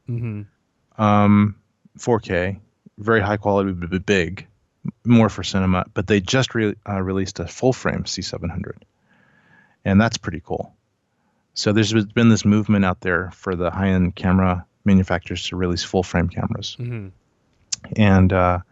Arri did it with the Arri 65, and a bunch of movies were shot on it, like, you know, the last Star Wars and other stuff was shot on it. And then and I think Red has had some for a while, and then Sony's also released some full frame cameras, and then now the Canon's coming out with theirs, and theirs is considerably less expensive and probably still really good quality. So it looks like a really good camera. All right. Well, yeah. Do you think they're going to have any of this stuff on display at NAB? Yeah, they're gonna. I'm sure they're gonna have the full frame C700, and I'll probably interview somebody about that. Okay. Yeah. Good. How about you had mentioned something to me prior to us hitting the record button about DJI. Oh, yeah, right. I mean, what's that new one that a lot of people are? You have one. A friend of mine has one, and the Mavic Air. Yeah, really loving that. Really loving that one. It's a really nice unit. Very easy to work with. What are you hearing that they're improving upon or adding to their line? I don't know if they're improving on too much, but they seem to come out with a new drone every couple days, kind of like Sony. Yeah. So I don't know. Maybe they will be coming out with some. I think they came out with, I don't know, some new little drone recently. I just got an email. Let me see if I can find an email from DJI. I don't know if it was my imagination. Like I dreamt it. It was on April Fool's. It's called the Tello. The Tello. It's not. Yeah, it was. Yeah, it's called the Tello. So, and it's only like $100. Oh. Yeah, it's called the Tello. Right up my alley. Yeah, and it's got a camera. It's got a video camera on it. It's really teeny, and it's only $100. What kind of video can it shoot? High quality? Let me see what the specs are on it. Is it essentially a GoPro with wings on it or something like that? Or I don't know if it even has. Well, I don't even know if it actually has. Well, it says 720p, but it's kind of funny how they don't actually put the specs. Yeah. It has 720p transmission, 13 minutes flight time, but what are the actual specs of this thing? That's what I'm interested in. Yeah, don't see the specs. Well, if it's $100, I mean, what are you really expecting, right? I mean, really, what could you possibly have? It would be a pretty cool toy for a kid. Yeah, exactly. I might get one for my kids. Yeah, and it's really small. Yeah, it's like in your palm. Fits in your palm. So that would be cool. Yeah, and it's got protector. The little protectors around the prop, so it looks pretty safe. Yeah, that could be nice. Yeah, it looks. But no specs. Okay. No specs. I wonder why. Well, anyway, I'll go to the DJI booth and I'll demand the specs from them. That would be excellent. I'd appreciate that. Yeah. Good. When is NAB occurring? It is occurring. I think it's the 6th through the 14th or something. Okay. Yeah, April 6th. I think the actual show is the actual exhibition starts on Monday. Okay. And what is the date on that? Let me take my calendar out. I was really prepared for this question, Rodney. Right. I figured that much. I could have been considerate and pulled it up myself, but I thought, it'd sound better if you were struggling to go get it. I thought that would be better. Oh, the 9th. The 9th. Okay. Yeah. So 6th through the 9th is what you're saying. Yeah, I think the show may start on the 7th. We're going to get there on the 6th. Okay. And then I might actually go to the show a little bit on this, the pre-show on the 7th and the 8th. Okay. And then we'll be there for the actual show floor 9th and 10th. Good. So yeah, I think I'm gonna go also interview. Haven't interviewed the Came TV people for a while. They have a pretty cool new transmission system that I'm kind of interested in. Oh, good. Yeah, HD transmission. Sure. Just for kind of monitoring. Yeah, that will be probably very useful. It is. Yeah, I have a higher end one now, but they're really expensive, like $2,000. So for I think this one's like $1,000, and and also it's got a Wi-Fi capability too, so it'll send it to your iPads and other things, which is actually pretty useful. Mm-hmm. So you could have one good set going to your nice monitor, and then you could have all the other people watching on their iPads around the set. Yeah. That's good. So they could see what's going on. Very good. And then as soon as they start talking and commenting, they get ejected from the set immediately. Well, very good. That's good. All right. Well, Keith, have a fantastic time. Let them know that Tech Move is in the building, and we will again expect fantastic interviews, and we will be bringing those back to you as soon as we possibly can. So, stay tuned, ladies and gentlemen, for NAB 2018 happening in Las Vegas. And Keith Moreau will be live on site. Rod Louie will be monitoring here everything that goes on here remotely. And we'll be cueing Keith Moreau as if I was Cyrano de Bergerac. So, kids, look that up and learn something, will you? You know what I'd like to do once or twice, maybe during the show, is maybe we can do like a Facebook Live or something together. Oh, yeah. Well, that'd be good if only I had a Facebook account. But, because or maybe do you have a YouTube account? Yes, I do. Okay. Yes. So we could do like a YouTube Live. See, because of the security problems that Facebook has been having, I wish not to be even associated with something like that. So. But Keith, hey, be my guest. I appreciate you taking the bullet for us and going out to NAB so that I don't have to. And I know you will do another fabulous job. And we expect a terrific full-featured interview segments from NAB. So, Keith, good luck. Thank you. We greatly appreciate it. Ladies and gentlemen, we're going to wrap it up here on Tech Move for right now. You can always reach us on our through our usual ways, which is through the website, which is, of course, www.techmovepodcast.com. How else do they reach us? Through that world famous Facebook page, and then we also encourage you folks to go to amazon.com/techmove. Is that right? Correct. Is that what it is? Give us some kickbacks there, and if you just want to give us money, you can go to patreon.com/techmovepodcast. Yeah, and that helps keep the whole ship afloat here. So we greatly appreciate any help that we can get. You can listen. Go ahead. I'm sorry. And I don't think we've gotten any reviews on iTunes recently. So it would be great if you could give us a 5-star review, no 4 stars. Right. And the first person to do that after listening to after this podcast is out, which will hopefully be soon, will get some type of free prize. We're not sure what it is, but we'll be mailing you something. It could be a swizzle straw from the Bellagio. It could be a used cocktail napkin from the MGM Grand, but we haven't quite worked that out. It depends on what the Tech Move prize vault has in it. So we'll keep you apprised of that. So yes, we do encourage 5-star reviews on iTunes.